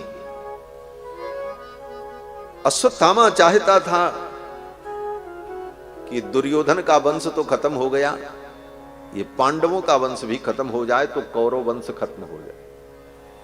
कुरुवंश के विनाश की जो उसके अंदर इच्छा थी, इसी इच्छा के कारण, इसी दुर्भावना के कारण अश्वत्थामा सब कुछ जानते हुए, ज्ञान संपन्न होते हुए भी ऐसे बड़े बड़े अपराध अश्वत्थामा के द्वारा हुए। अश्वत्थामा ने अभिमन्यु की विधवा पत्नी उत्तरा के गर्भ पर ब्रह्मास्त्र छोड़ दिया। अश्वत्थामा ने सोचा द्रौपदी के 5 पुत्र तो मारे गए, सुभद्रा के पुत्र अभिमन्यु को महाभारत युद्ध में मार दिया गया, भीम इत्यादि के जो और पुत्र थे उनके वो सब मारे गए थे। बस अभिमन्यु की विधवा पत्नी उत्तरा जो थी, उसके गर्भ में एक बालक था। वो गर्भवती थी, इसीलिए सती नहीं हुई अपने पति के साथ। अश्वत्थामा ने सोचा ये गर्भ भी नष्ट हो जाए तो कुरुवंश खत्म हो जाएगा। उस गर्भ के ऊपर मंत्र पढ़ करके ब्रह्मास्त्र का प्रयोग कर दिया। अस्त्र दिखाई तो नहीं पड़ा, लेकिन मंत्र का प्रभाव, अस्त्र का प्रभाव उत्तरा के गर्भ में भयंकर ज्वाला उत्पन्न हुई। उत्तरा समझ गई कि कोई दिव्य मंत्र शक्ति मेरे गर्भ को नष्ट करना चाहती। दौड़ पड़ी और आकर के भगवान कृष्ण के चरणों में गिर पड़ी और उत्तरा ने कहा, हे द्वारिकाधीश, मेरी रक्षा करो, मेरे इस गर्भ को बचा लो। अभिद्रवतु मामीश सरस्तप्ता यशो विभो। कोई बहुत तेज संपन्न तप्त बाण मेरे गर्भ में मानो प्रवेश कर रहा है। हे गोविंद, कामम दहतु माम नाथ मामे गर्भो निपात्यताम। मेरा ये गर्भ नष्ट न हो, ये गर्भ बच जाए। मैं मर जाऊं कोई बात नहीं, लेकिन मेरा गर्भ ये बच जाए, इसे बचा लो। भगवान ने कहा, तू मर जाएगी तो तेरा गर्भ ही बच करके क्या करेगा? इस गर्भ से इतना प्रेम क्यों है? उत्तरा ने कहा, गर्भ से कोई प्रेम मेरा नहीं है, प्रेम तो आपके चरणों में। मुझे चिंता इस बात की है कि अगर ये गर्भ नष्ट हो गया तो आने वाली पीढ़ियां यही कहेंगी कि जिस कुरुवंश की रक्षा का संकल्प लिया था द्वारिकाधीश कृष्ण ने, वो कुरुवंश इस धरती से सदा के लिए नष्ट हो गया। ये आपको कलंक हो जाएगा और आपके ऊपर कलंक हो मैं नहीं चाहती। इसलिए इस गर्भ को बचा लो। कामम दहतु माम नाथ मामे गर्भो निपात्यताम। भगवान ने अंगुष्ठ मात्र रूप धारण किया और उत्तरा के गर्भ में गए। जाकर के उस ब्रह्मास्त्र को भगवान ने शांत किया और उस मरे हुए गर्भ के बालक को पुनः भगवान ने जीवित कर दिया। और वही गर्भस्थ बालक जिसकी गर्भ में भगवान ने रक्षा की, वही महाराज परीक्षित हैं जिनको सुखदेव जी ने यह कथा सुनाई। युधिष्ठिर के पौत्र हैं, अर्जुन की पत्नी सुभद्रा, सुभद्रा के पुत्र अभिमन्यु, अभिमन्यु के पुत्र महाराज परीक्षित हैं। भगवान ने गर्भ में जाकर के उस बालक को बचाया।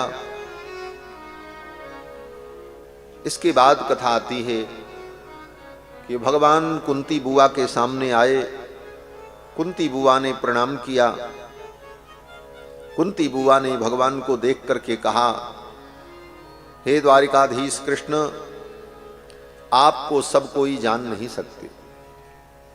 न लक्ष्यसे मूढ़ दृशा नटो नाट्य धरो यथा।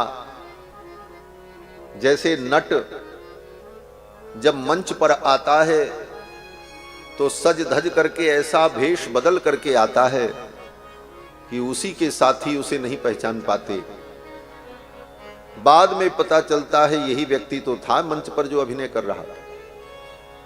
कुंती कहती हैं, उसी प्रकार आप जब ये मानव रूप धारण करके नाट्य करते हैं, लीला करते हैं, तो संसार के प्राणी आपको पहचान नहीं पाता।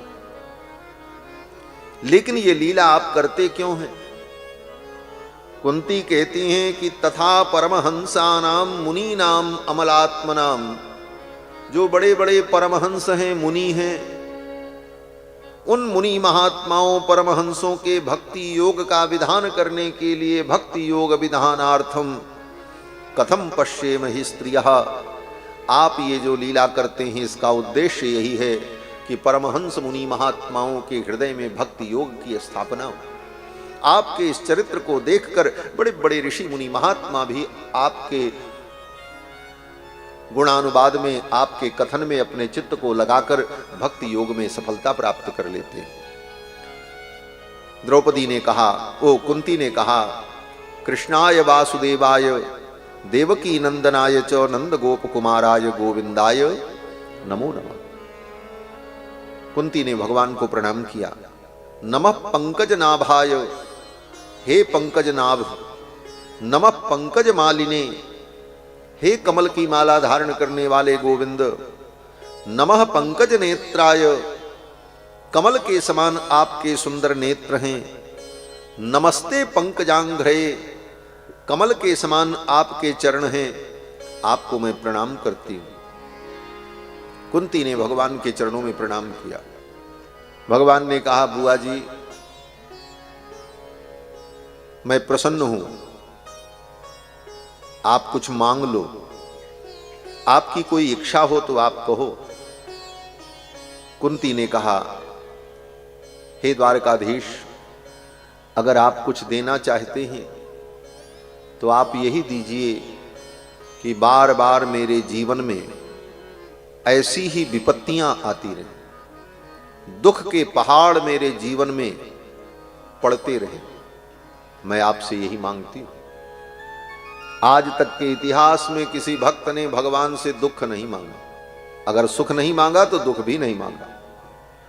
लेकिन कुंती एक ऐसी भक्त हैं। कुंती ने भगवान से कहा, विपदः सन्तु नः सस्वत् तत्र तत्र जगत गुरु।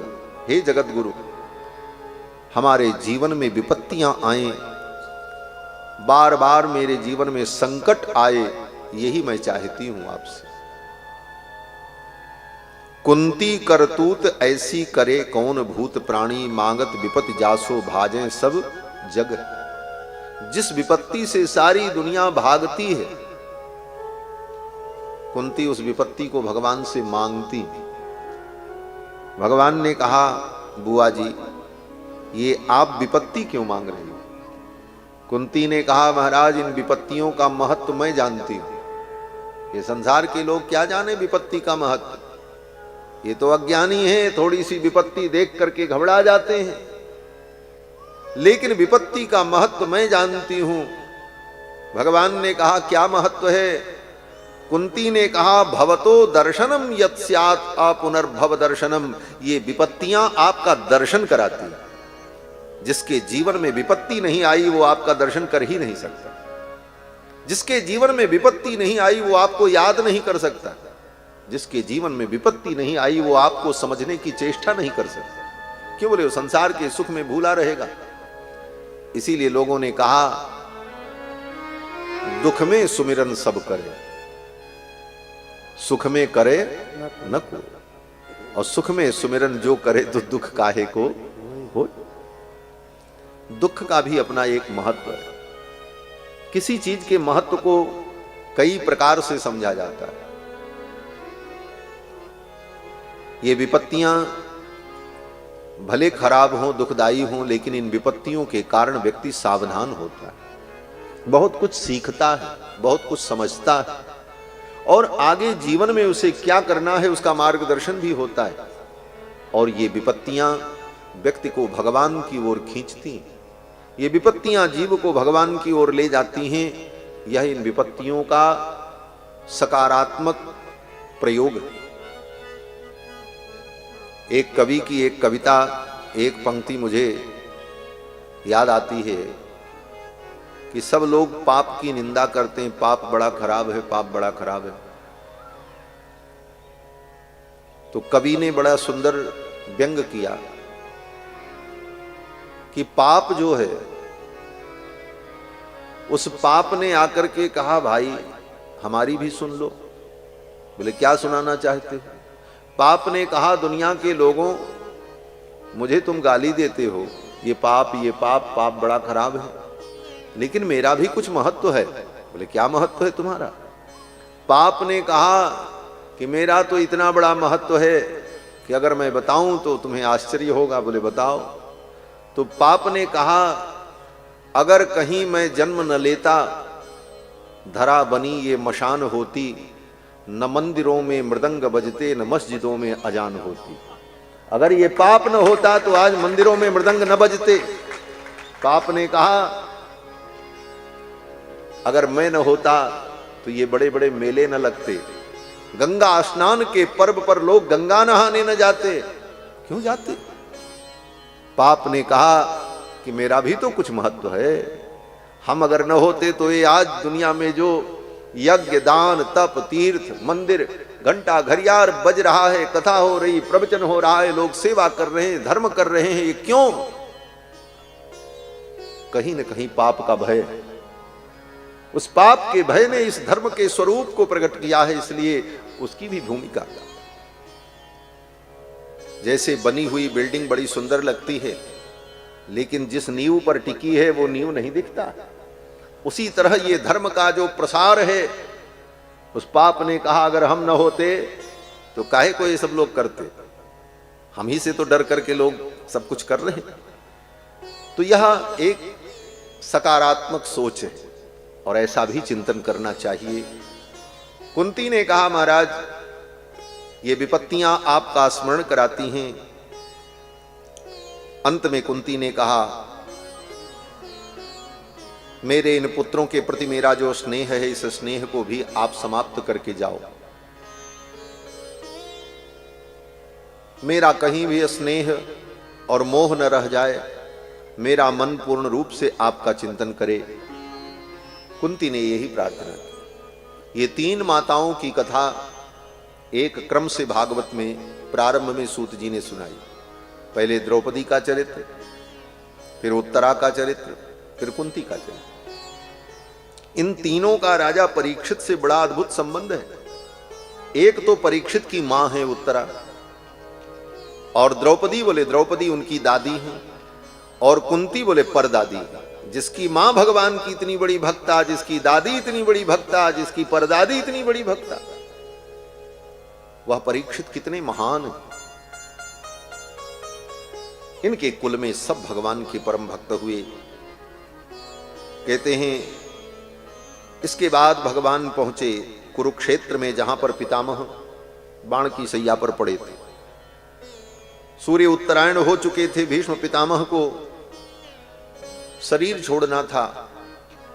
भीष्म पितामह पर अनुग्रह करने के लिए भगवान कुरुक्षेत्र में गए। भगवान के साथ बड़े बड़े ऋषि मुनि महात्मा भी भीष्म पितामह के अंतिम प्रयाण को देखने के लिए आए। पर्वत, नारद, धौम्य, वेदव्यास जी, बृहदस्व, भरद्वाज, ये सब मुनि महात्मा लोग भीष्म पितामह के अंतिम प्रयाण को देखने के लिए कुरुक्षेत्र में आए। भगवान जब पहुंचे तो भीष्म पितामह ने, ये बड़ा लंबा प्रसंग है, महाभारत में तो बड़े विस्तार से है।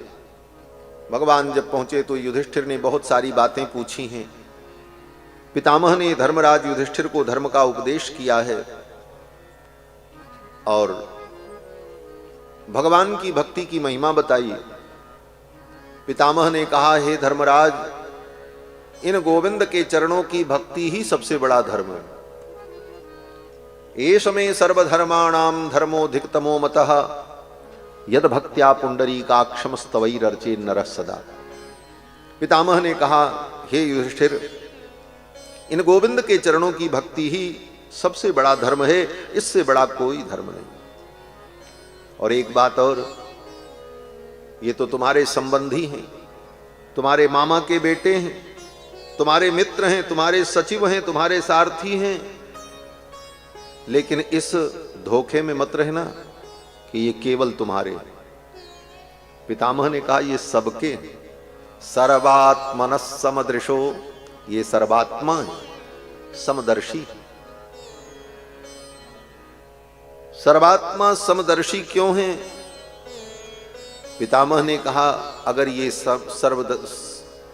समदर्शी न होते और सर्वात्मा न होते तो आज मेरा कल्याण करने के लिए चल करके यहां क्यों आते? मैंने तो इनका कोई हित नहीं किया। अर्जुन, तुमने तो इनका चरण भी दबाया होगा, तुमने इनको प्रेम से भोजन कराया होगा, तुमने इनकी आरती उतारी होगी, तुम पांडवों ने इनकी हर आज्ञा का पालन किया है, लेकिन मैंने तो इनकी एक आज्ञा का भी पालन नहीं किया।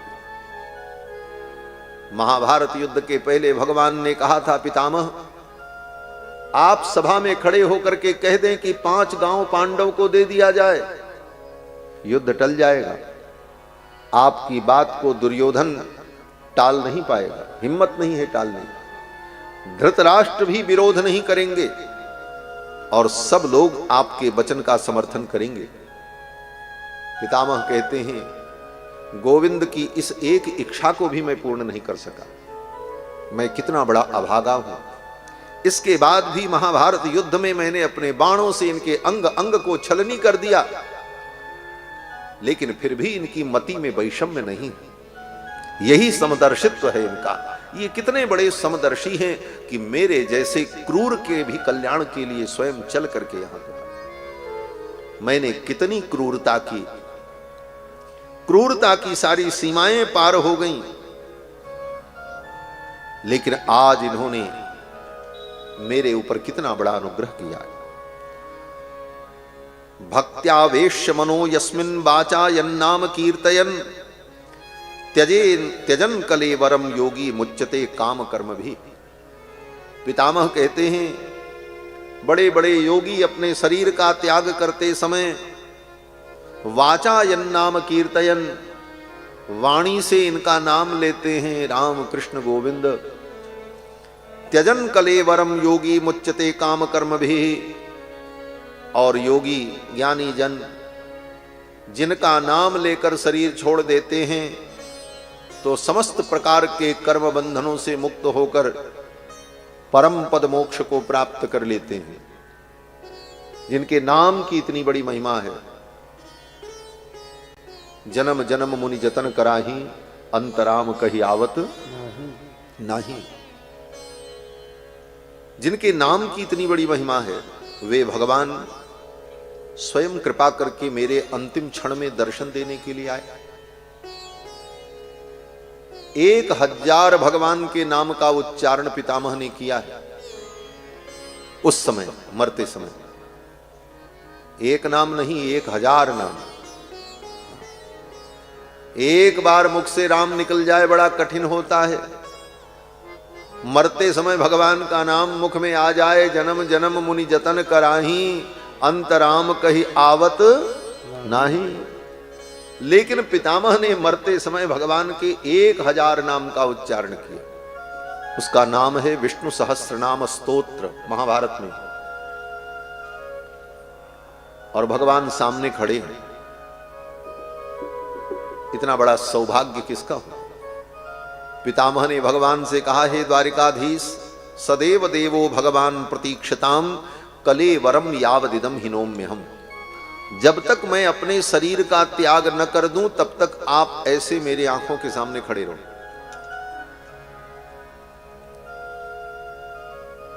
सदैव देवो भगवान प्रतीक्षताम, आप मेरी प्रतीक्षा करो जब तक मैं अपने प्राणों का त्याग न कर दूं। लोगों ने कहा, भगवान को प्रतीक्षा करवा रहे हैं पितामह? पितामह ने कहा, इन भगवान ने भी मेरी बड़ी प्रतीक्षा कराई है। इतने दिनों से बाण की सैया पर पड़े पड़े मैं प्रतीक्षा कर रहा था, अब कृष्ण आएंगे, अब कृष्ण आएंगे, कृष्ण आए तो मैं अपने प्राणों का त्याग करूं। प्रतीक्षा तो मैंने भी की। जब मैंने इतने दिनों तक प्रतीक्षा की, वो भी बाण की सैया पर पड़े पड़े, तो थोड़ी देर मेरे लिए भगवान भी मेरी प्रतीक्षा कर ले। सदैव देवो भगवान प्रतीक्षताम कलेवरम यावदिदम हिनोम्यहम, जब तक मैं अपने शरीर का त्याग न कर दूं। लेकिन मैंने जो प्रतीक्षा की है, मैंने तो कष्टपूर्वक प्रतीक्षा की। शरीर में बाण बिधे थे, फिर भी मैं इनकी प्रतीक्षा कर रहा था।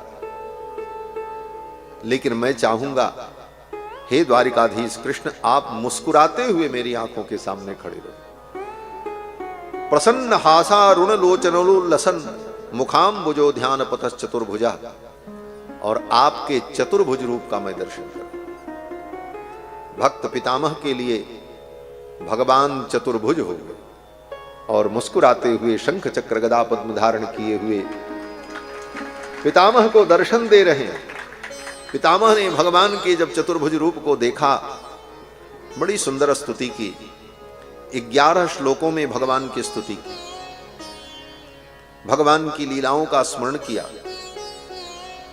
त्रिभुवन कमनम तमाल वर्णम, हे त्रिभुवन कमनीय तमाल वर्णम, तमाल के वृक्ष की श्यामता के समान आपके शरीर की कांति।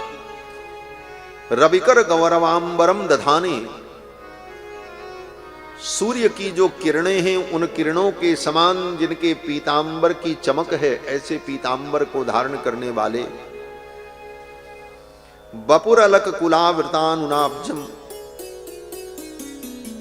आपके केश पास के बीच में सुंदर घुंघराले केसों से आवृत आपका मुखमंडल। विजय सखे, हे अर्जुन के मित्र। अर्जुन का स्मरण बड़े प्रेम से करते हैं पितामह। भगवान को संबोधित करते हैं तो कहते हैं विजय सखे। अर्जुन का एक नाम है विजय। अर्जुन के 12 नाम बड़े प्रसिद्ध हैं। अर्जुनो फाल्गुनो जिष्णु किरीटी श्वेतवाहन। पूरा श्लोक अभी मेरी स्मृति में नहीं आ रहा है। 12 नाम हैं। अर्जुन के इन 12 नामों का गाय की गौशाला में अगर पाठ करे तो गाय को कोई बीमारी नहीं होती। बड़ा महत्व है इसका। पीपल के पत्ते पर अथवा भोजपत्र पर अर्जुन के इन 12 नामों को लिखकर गाय के गोष्ठ में, गाय की गौशाला में कहीं टांग दिया जाए पूजन करके, तो गाय को, पशु को संक्रामक बीमारियां नहीं होती, गायें स्वस्थ रहती। अर्जुन का एक नाम है विजय। पितामह कहते हैं विजय सखे, रतिरस्तु में नवद्या, अर्जुन का स्मरण क्यों किया, अर्जुन के सखा क्यों हैं? बोले भक्त वत्सलता का अनुभव कर रहे हैं। आप भक्त वत्सल हैं, अपने भक्त विजय के लिए, अर्जुन के लिए आपने क्या नहीं किया? अर्जुन के लिए आप सारथी बने, दूत बने, सब प्रकार से अपने मित्र विजय की, अर्जुन की सेवा की। ऐसे भक्त वत्सल हे भगवान, रतिरस्तु में नवद्या, आपके चरणों में मेरी रति हो। और कैसी रति? अनवद्या, जो अनिंदनीय हो और जो दोष से रहित हो, ऐसी रति आपके चरणों में हमारी हो जाए। ये प्रार्थना पितामह ने। विजय सखे अर्जुन का स्मरण क्यों किया? बोले भगवान अगर कृपा न करें तो भगवान के कोई भक्त अगर भगवान से निवेदन कर दें तो भक्त के निवेदन को भगवान स्वीकार कर लेते हैं। मानो पितामह अर्जुन की ओर देख करके कहते हैं, अर्जुन तुम तो इनके अंतरंग सखा हो। यद्यपि मैं भी इनका भक्त हूं, लेकिन तुम तो अत्यंत अंतरंग हो। कितने अंतरंग है अर्जुन? अर्जुन स्वयं कहते हैं, सखेति मत्वा प्रसभम यदुक्तम, हे कृष्ण हे यादव हे सखेति, अजानता महिमानं तवेदम मया प्रमादात प्रणये न वापि। इतने अंतरंग है कि अर्जुन भगवान को सखा, मित्र, सब कुछ समझते हुए कुछ भी कह देते हैं, कुछ भी सुन लेते हैं। मानो पितामह कहते हैं, अर्जुन तुम तो इनके अंतरंग हो और तुम्हारे ये सखा हैं, इसलिए तुम अगर इनको इशारा करोगे तो तुम्हारी बात ये टाल नहीं सकते। भक्त की वाणी को कभी भगवान टालते नहीं, तो तुम्हारे संबंध से ये मेरे ऊपर कृपा कर देंगे, क्योंकि तुम मेरे वंशज हो, मेरे वंश में उत्पन्न हो। तुम्हारे संबंध से इनकी कृपा मुझे भी प्राप्त हो जाएगी। विजय सखे रतिरस्तु में नवद्या। पितामह कहते हैं कि हे भगवान, आपने अपनी प्रतिज्ञा को छोड़कर मेरे लिए, मेरी प्रतिज्ञा को पूर्ण करने के लिए आपने रथ के पहिए को चक्र के समान धारण कर लिया। स्वनिगम अपहाय मत प्रतिज्ञामृतमधिकर्तुम रथस्थो अवप्लुतः। ये सब कह करके श्री पितामह ने भगवान का बड़ा सुंदर स्मरण किया, स्तुति की, और फिर भगवान का स्मरण करते हुए प्राणों को त्याग दिया। उसी समय आकाश से पुष्प की वर्षा हुई, जय जयकार हुई। पितामह को भगवत धाम की प्राप्ति हुई। भगवान का दर्शन करते हुए, भगवान का नाम लेते हुए, भगवान की स्तुति करते हुए सूर्य उत्तरायण हो जाने पर पितामह ने अपने शरीर को त्यागा है। इसके बाद भगवान का द्वारिका गमन हुआ। कुछ दिनों बाद युधिष्ठिर ने 3 अश्वमेध यज्ञ किया, क्योंकि युधिष्ठिर के मन में बड़ा पश्चाताप हो रहा था कि मैंने इतना बड़ा युद्ध किया, कितने लोग मारे गए। ये सब सोचकर युधिष्ठिर के मन में पश्चाताप हो रहा था। तो भगवान ने युधिष्ठिर के द्वारा अश्वमेध यज्ञ कराया। 3 अश्वमेध यज्ञ हुआ। युधिष्ठिर के पास अश्वमेध यज्ञ करने के लिए धन नहीं था, क्योंकि लड़ाई में, युद्ध में सारा कोष खाली हो चुका था। युधिष्ठिर ने कहा धन है ही नहीं है, अश्वमेध करें कैसे? लोगों ने कहा प्रजा के ऊपर कराधान किया जाए। बोले एक बार जब कर लिया जा चुका है तो दोबारा कर लेना ये पाप है, राजा का धर्म नहीं। अतिरिक्त कर नहीं लिया जा सकता। ये तो कलयुग के राजा ऐसे होते हैं जो इतना कराधान करते हैं कि प्रजा कर देते देते मर जाए। पैसा कमाओ, बोले उसका भी कर दो, इनकम टैक्स। वो देने के बाद जितना बचा उस पैसे से आप कोई वस्तु खरीदने जाओ तो फिर टैक्स दो। फिर उस गाड़ी को खरीद करके रोड पर लाओ तो रोड टैक्स दो। फिर रास्ते में टोल पड़ जाए तो टोल टैक्स दो। कहां कहां टैक्स दो, जिंदगी भर टैक्स ही देते हो। जब एक बार आपसे टैक्स ले लिया गया, भाई हमने धन कमाया, 50 करोड़ कमाया, जितना टैक्स बनता है बोलो उतना टैक्स दे दिया, इनकम टैक्स। अब हमारा वो धन 1 नंबर का हो गया, अब उस धन से हम कुछ भी सुख प्राप्त करें, अब हमें टैक्स देने की क्या जरूरत। लेकिन उसके बाद भी हर वस्तुओं पर कराधान, ये सरकार की लूट होती है। ऐसी लूट कलयुग के राजा लोग करते, सतयुग त्रेता द्वापर में नहीं होता था। धर्मराज युधिष्ठिर ने कहा कि प्रजा से कर कैसे लिया जा सकता है, एक बार कर लिया जा चुका है, तो यज्ञ कैसे होगा। भगवान कृष्ण ने कहा चलो उत्तराखंड। उत्तराखंड में एक स्थान है जहां पर बहुत सारा धन पड़ा हुआ है, उस धन को लेकर के आया गया। धरती पर कहीं भी ऐसा धन हो तो उस धन पर राजा का अधिकार होता है। भगवान लेकर के गए और फिर उस धन का संग्रह कराया, ऊंटों पर खच्चरों पर लाद लाद करके वो सब मोहरें, सोने के बर्तन, बहुत सारी वस्तुएं उत्तराखंड से लेकर के आए, तो ये एक यज्ञ हो गया। फिर भी धन बच गया। दूसरा कोई राजा होता, एक ही अश्वमेध यज्ञ करना था युधिष्ठिर को और एक अश्वमेध यज्ञ हो गया, उसके बाद इतना धन बच गया। दूसरा कोई राजा होता तो कहता भी ये सब धन खजाने में रख लो, बच गया। लेकिन युधिष्ठिर तो धर्मराज है, उन्होंने कहा यज्ञ के लिए ये धन आया था और यज्ञ का बचा हुआ धन किसी दूसरे कार्य में उपयोग नहीं होना चाहिए। ये तो कलयुग में यज्ञ के नाम पर लोग धन बटोरते हैं और फिर उसमें बचा करके अपना काम बनाने लगते हैं, और इसमें बहुत से लोग सम्मिलित रहते हैं।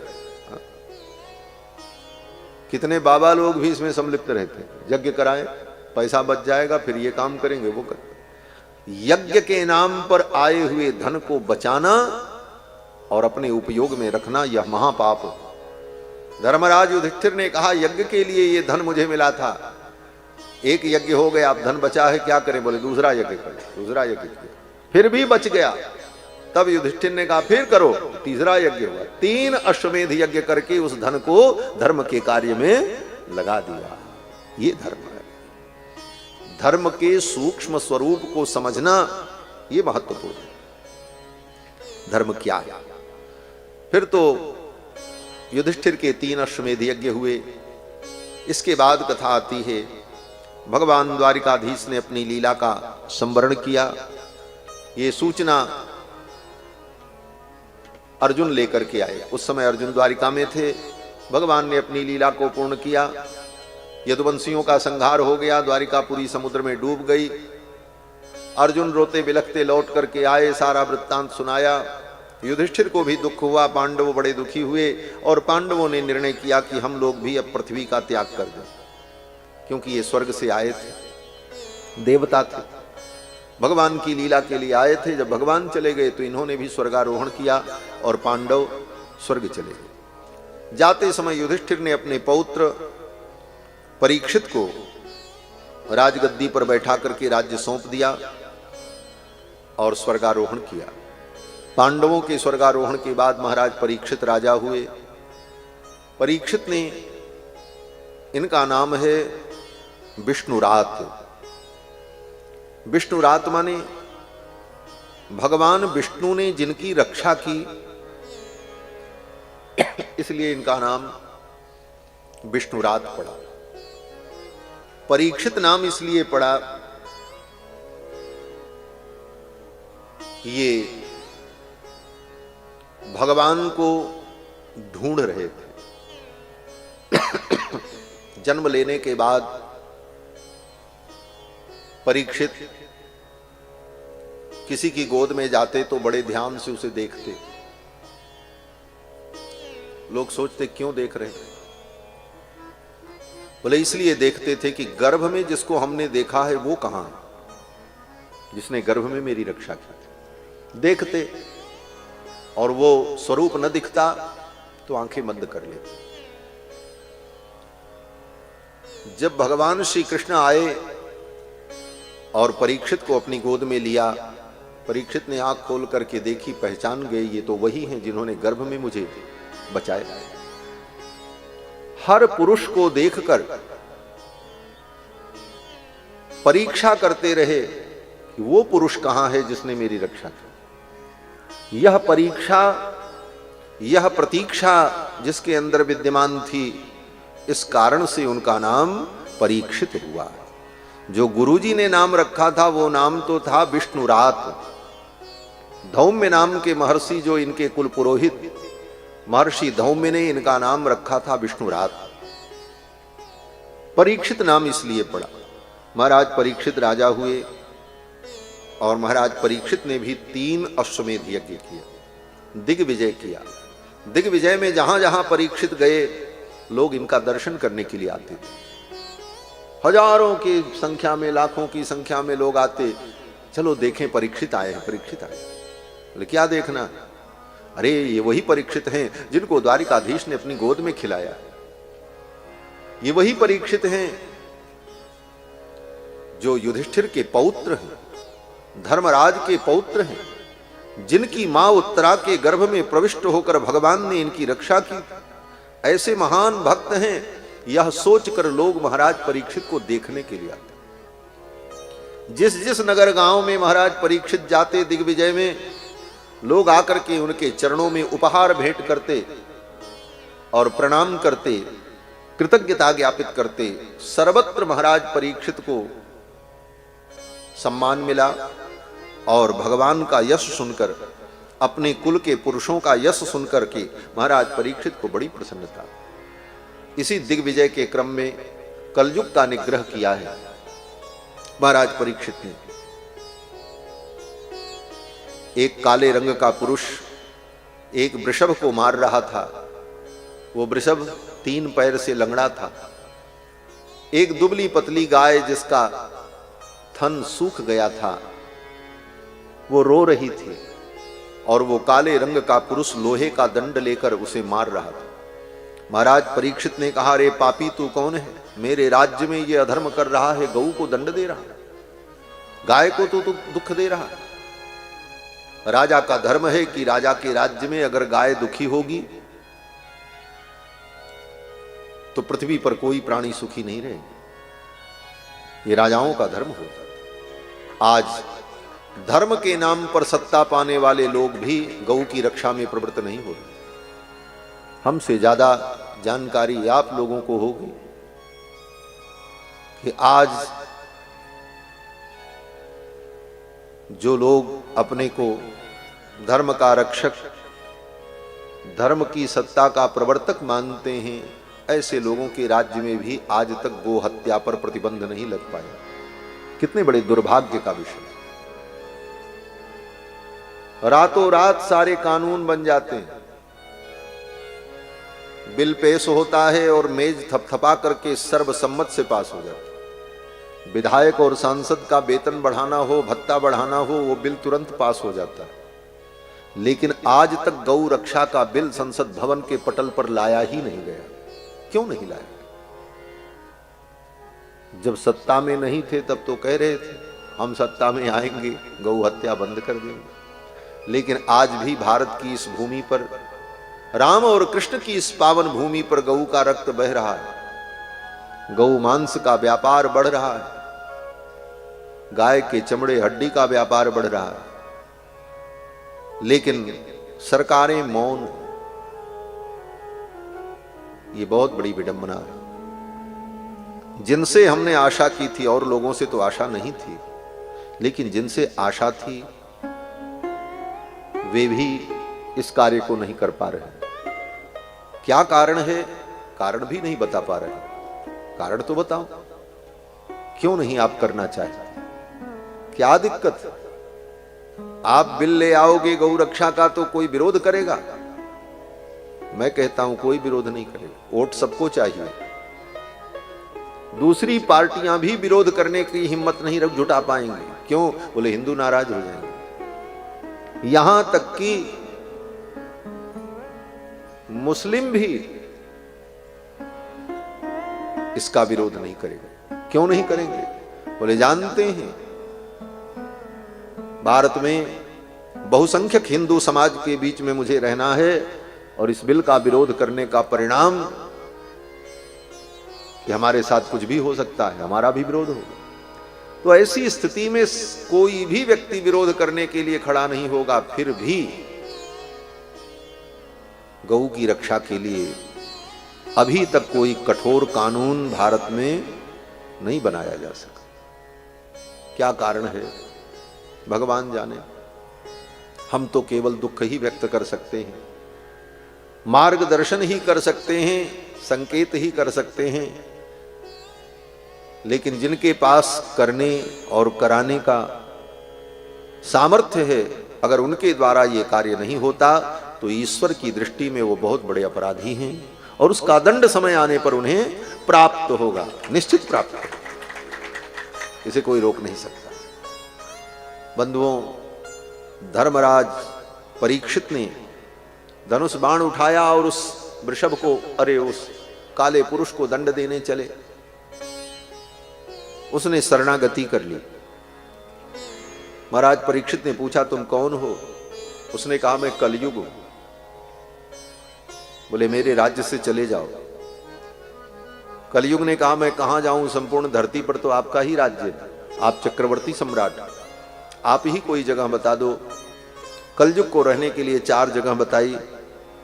महाराज परीक्षित ने, द्यूतम पानम स्त्रिय सूना यत्रा धर्मश्च चतुर्विध, जहां पर लोग जुआ खेलते हो वहां पर तुम रहना। पानम, जहां पर लोग शराब पीते हो वहां तुम रहना, मधुशाला में। मधुशाला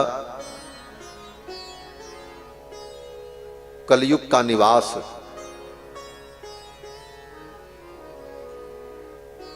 लेकिन इस भारतवर्ष में ऐसे लोगों का भी महिमा मंडन होता है जो मधुशाला का महिमा मंडन करते। एक बड़े कवि हुए जो हरिवंश राव बच्चन, उन्होंने एक पुस्तक लिखी मधुशाला। उस पुस्तक में उन्होंने लिखा, मंदिर मस्जिद बैर कराते प्रेम कराती मधुशाला, और उस पे तालियां बजती।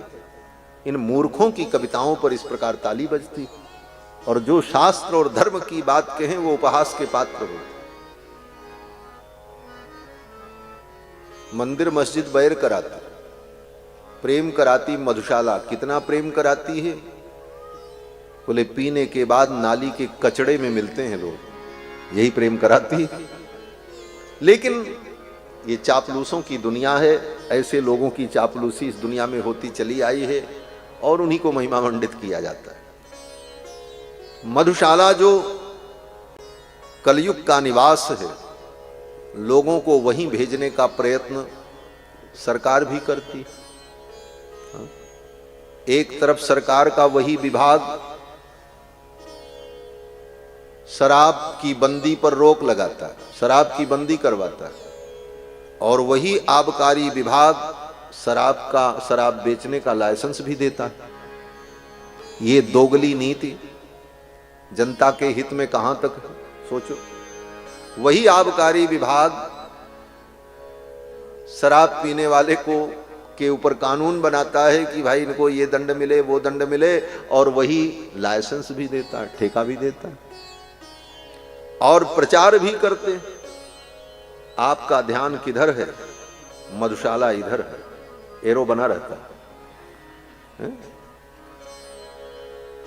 तो इस तरह से जनता के साथ जो सरकारें धोखा करती हैं, उन्हीं सरकारों को हम अपना भाग्य विधाता बना करके बैठते हैं। सरकारों को तो केवल राज्य करना है, राज सुख भोगना है।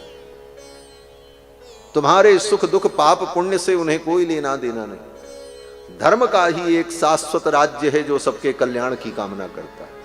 इसीलिए धर्म की सत्ता के संविधान में रहो, धर्म की सत्ता के और संविधान से दूर मत जाओ, यही तुम्हारा वास्तविक रक्षक है। इसलिए धर्म की सत्ता और धर्म का संविधान सर्वोपरि है।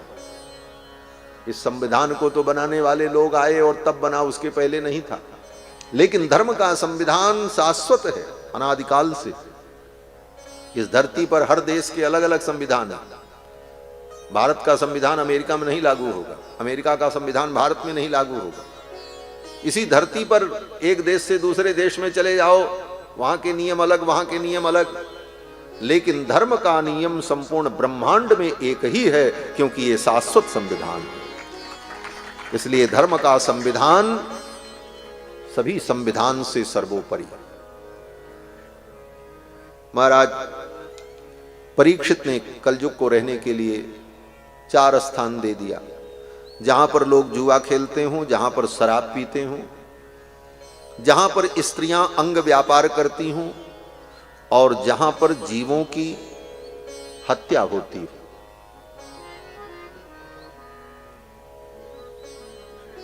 जहां पर जीवों का वध होता हो। इन 4 स्थानों पर कलयुग को रहने के लिए महाराज परीक्षित ने संकेत किया। इन चारों जगह पर कलयुग किसके साथ रहता है? कहते हैं अनृतम मदम कामम रजो वैरम च पंचमम।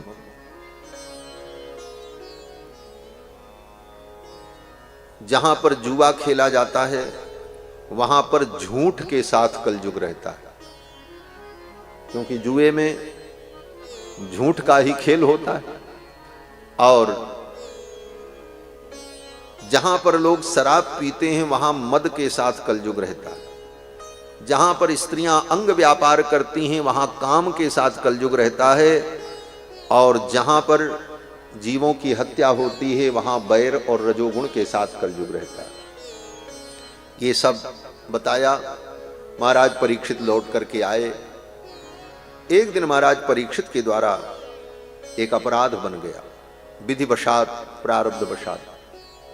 विधि का वही विधान था, उसी बहाने उनके जीवन की लीला पूर्ण होनी थी। शिकार खेलने गए और जंगल में प्यास से व्याकुल होकर, भूख से व्याकुल होकर एक महात्मा के गले में मरा सर्प डाल दिया। और महात्मा के पुत्र को जब पता चला तो उन्होंने शाप दे दिया, जिस राजा ने मेरे पिता के गले में सर्प डाला, आज के 7वें दिन उसे तक्षक नाग काट ले, उसकी मृत्यु हो जाए। महाराज परीक्षित आए। जब उन्हें पता चला कि मुझे शाप हो गया, 7वें दिन मेरी मृत्यु होगी, तो महाराज परीक्षित ने अपना राज्य अपने पुत्र जन्मेजय को सौंप दिया और सब कुछ छोड़ करके गंगा के तट पर आ गए। गंगा के तट पर जब सुखदेव जी पहुंचे, वो परीक्षित पहुंचे, बड़े बड़े ऋषि मुनि महात्मा भी वहां आए और कहीं से घूमते हुए सुखदेव भगवान भी आ गए। बोलो श्री सुखदेव भगवान की। सुखदेव जी को बुलाया नहीं था, उन्हें कोई सूचना भी नहीं थी। श्रीमद् भागवत के 10वें स्कंद का पाठ करते हुए सुखदेव जी महाराज आ गए। तत्रा भवत भगवान व्यास पुत्रो, व्यास जी के पुत्र सुखदेव भगवान आए। राजा परीक्षित ने उनका सम्मान किया, चरण वंदन किया और प्रश्न पूछा कि हे भगवान, अब मैं आपसे पूछता हूं कि एक मरने वाले व्यक्ति को क्या करना चाहिए। अतः पृच्छामि संसिद्धिम योगिनाम परमम गुरुम। हे योगियों के परम गुरु, एक मरने वाले व्यक्ति के लिए क्या कर्तव्य है, ये मैं जानना चाहता हूं। राजा परीक्षित के इस प्रश्न को सुनकर सुखदेव जी महाराज वर्णन करने लगे। और सर्वप्रथम सुखदेव जी ने राजा परीक्षित को साधुवाद दिया। राजन, तुमने बहुत सुंदर प्रश्न किया। मनुष्य जीवन का परम लाभ यह है कि जीवन में इतना भजन पूजन कर लो, इतनी भक्ति कर लो कि जब मरने का समय आए तो भगवान की याद आए। जन्म लाभ परः पुंसाम अंते नारायण स्मृति ही। अंतिम समय में भगवान नारायण की स्मृति हो जाए, यही जीवन का परम लाभ है। और ये बताते हुए सुखदेव जी ने सर्वप्रथम राजा परीक्षित को भगवान के विराट रूप का वर्णन करके सुनाया। ये संपूर्ण संसार ही परमात्मा का रूप है। सूर्य भगवान का नेत्र है, चंद्रमा भगवान का मन है, अग्नि भगवान का मुख है, समुद्र भगवान की कुक्षी है, ये पर्वत पहाड़ भगवान विराट पुरुष के शरीर की हड्डियां हैं। इस प्रकार से संपूर्ण सृष्टि को परमात्मा के रूप में वर्णन किया और ऐसा अनुभव करना चाहिए। फिर भगवान के सूक्ष्म रूप का वर्णन किया। बड़े बड़े योगी अपने हृदय के अंदर भगवान के जिस सूक्ष्म रूप का चिंतन करते हैं, प्रादेश मात्रम पुरुषम वसंतम चतुर्भुजम कंजरथांग शंख गदाधरम धारणया स्मरंती। शंख चक्र गदा पद्म धारण किए हुए भगवान के सूक्ष्म रूप का योगी लोग अपने हृदय में चिंतन करते हैं। इसका नाम सूक्ष्म धारणा है। स्थूल धारणा और सूक्ष्म धारणा, ये जगत जो दिखाई पड़ रहा है ये भगवान का स्थूल रूप है, और वही भगवान आपके हृदय में सूक्ष्म रूप से जो विद्यमान हैं सबके हृदय में, उनका चिंतन करना ये सूक्ष्म धारणा है।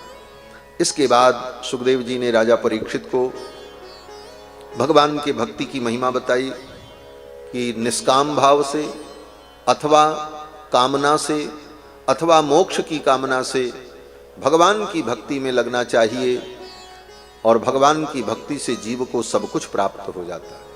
अकाम सर्व कामो वा मोक्ष काम उदारधी तीव्रेण भक्ति योगेन यजेत पुरुषम परम।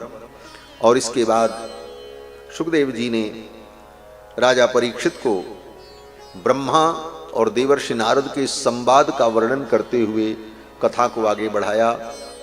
एक बार नारद जी ब्रह्मलोक गए, ब्रह्मा जी को देखा, ब्रह्मा जी माला लेकर के जप कर रहे थे।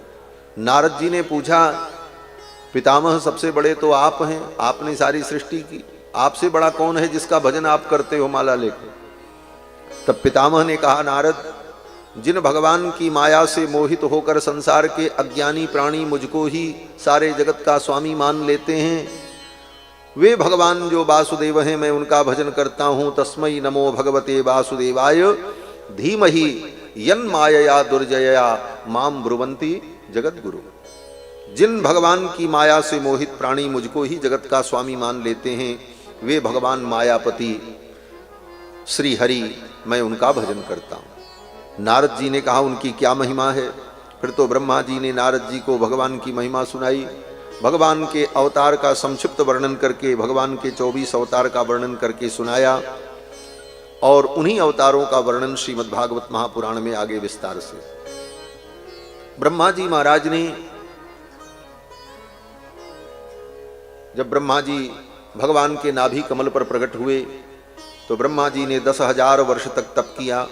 उनकी तपस्या से प्रसन्न होकर भगवान ने ब्रह्मा को दर्शन दिया, और ब्रह्मा जी को 4 श्लोकों में भागवत तत्व का भगवान ने उपदेश किया है।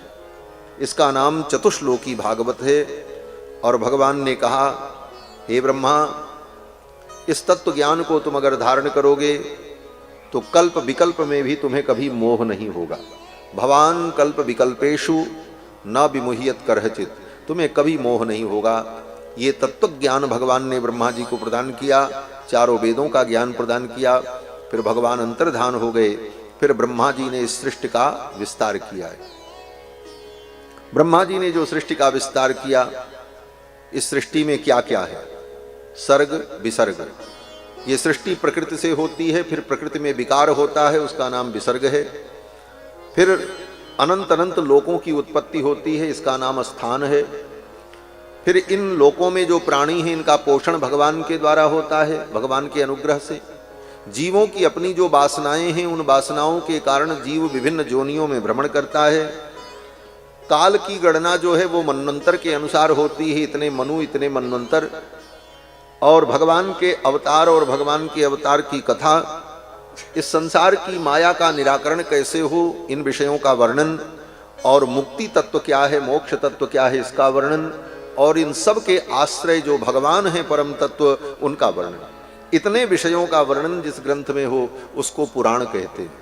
और ये पुराण विद्या है, श्रीमद् भागवत महापुराण। इन्हीं विषयों का वर्णन इस ग्रंथ में किया गया है।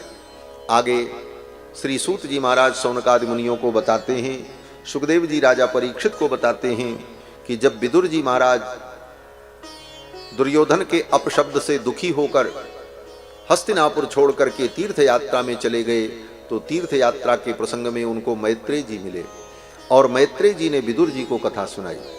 मैत्रेय जी से विदुर जी ने अनेक प्रश्न किए हैं, और उन्हीं प्रश्नों में भगवान के विषय में जब पूछा तो ये सृष्टि भगवान के द्वारा कैसे होती है, भगवान सर्वप्रथम वराह अवतार लेकर इस धरती का कैसे उद्धार करते हैं, इन सारे विषयों का वर्णन करते हुए मनु जी के द्वारा ये सृष्टि कैसे आगे बढ़ी, इन सारे विषयों का वर्णन सुखदेव जी ने राजा परीक्षित को सुनाया है। उन विषयों का वर्णन हम लोग अब कल की कथा में सुनेंगे। आज बस इतना ही, क्योंकि धीरपाल जी ने तो कहा था 5 बजे तक ही कथा सुनाइएगा, हाँ, लेकिन आधा घंटा हमने बढ़ा दिया, 5:30 हो गए, कोई बात नहीं। श्री सीतारामचंद्र भगवान की जय। श्री राधा कृष्ण भगवान की जय। जय सीताराम।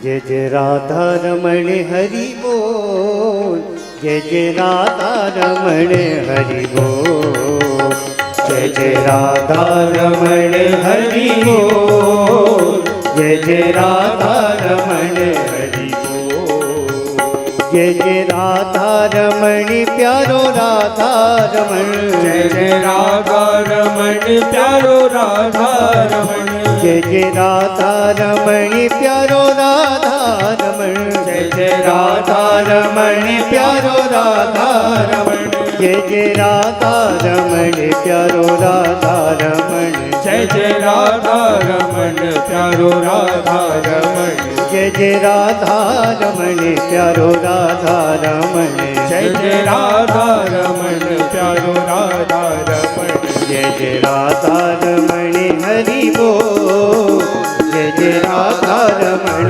हरि बोल, हरि बोल, जय जय राधा रमण हरि बोल, जय जय राधा रमण हरि बोल, जय जय राधा रमण प्यारो राधा रमण, जय जय राधा रमण प्यारो राधा रमण, जय जय राधा रमण प्यारो राधा रमण, जय जय राधा रमण प्यारो राधा रमण, प्यारो राधा रमण प्यारो राधा रमण, प्यारो राधा रमण प्यारो राधा रमण, प्यारो राधा रमण प्यारो राधा रमण, प्यारो राधा रमण प्यारो राधा रमण, ओ प्यारो राधा रमण प्यारो राधा रमण, प्यारो राधा रमण प्यारो राधा रमण, जय जय राधा रमण हरि बोल, जय जय राधा रमण हरि बोल, हरि बोल, राधा रमण हरि बोल, जय जय राधा रमण हरि बोल, जय जय राधा रमण हरि बोल, जय जय राधा रमण हरि बोल, जय जय राधा रमण हरि बोल, जय जय राधा रमण हरि बोल। आरती अति पावन पुराण की, धर्म भक्ति विज्ञान काल की, महापुराणी भागवत निर्मल, सुख मुख विगलित निगम कल्प फल, परमानंद सुधार से मैं पल, आरती रस रस निधान की, आरती अति पावन पुराण की, कलिमल मतन त्रिताप निवारणी, जन्म मृत्युमय भव भयहारणी, सेवत सतत सकल सुख कारणी, औषधि हरि चरित गान की, आरती अति पावन पुराण की, विषय विलास विमोह विनाशनी, विमल विराग विवेक विकासिनी, भगवत रहस्य प्रकाशनी, परम ज्योति परमात्म ज्ञान की, आरती अति पावन पुराण की, परमहंस मुनि मन उल्लासनी, रसिक हृदय रसे रास विलासिनी, भुक्ति मुक्ति रति प्रेम सुदासनी, चल प्रिय सुजान की, आरती अति पावन पुराण की, धर्म भक्ति ज्ञान काल की, आरती अति पावन पुराण की। आरार्तिक्यं समर्पयामि जलेन शीतलीकरणम्, आरार्तिक्यग्रहणं पुष्पै देवाभिवन्दनम्, हरिः ओम्। यज्ञेन यज्ञमयजन्त देवास्तानि धर्माणि प्रथमान्यासन्नात्, तेह नाकं महिमानः सचन्त यत्र पूर्वे साध्याः सन्ति देवाः। ॐ कृष्णाय वासुदेवाय हरये परमात्मने प्रणतक्लेशनाशाय गोविन्दाय नमो नमः। मन्त्रपुष्पाञ्जलिं समर्पयामि।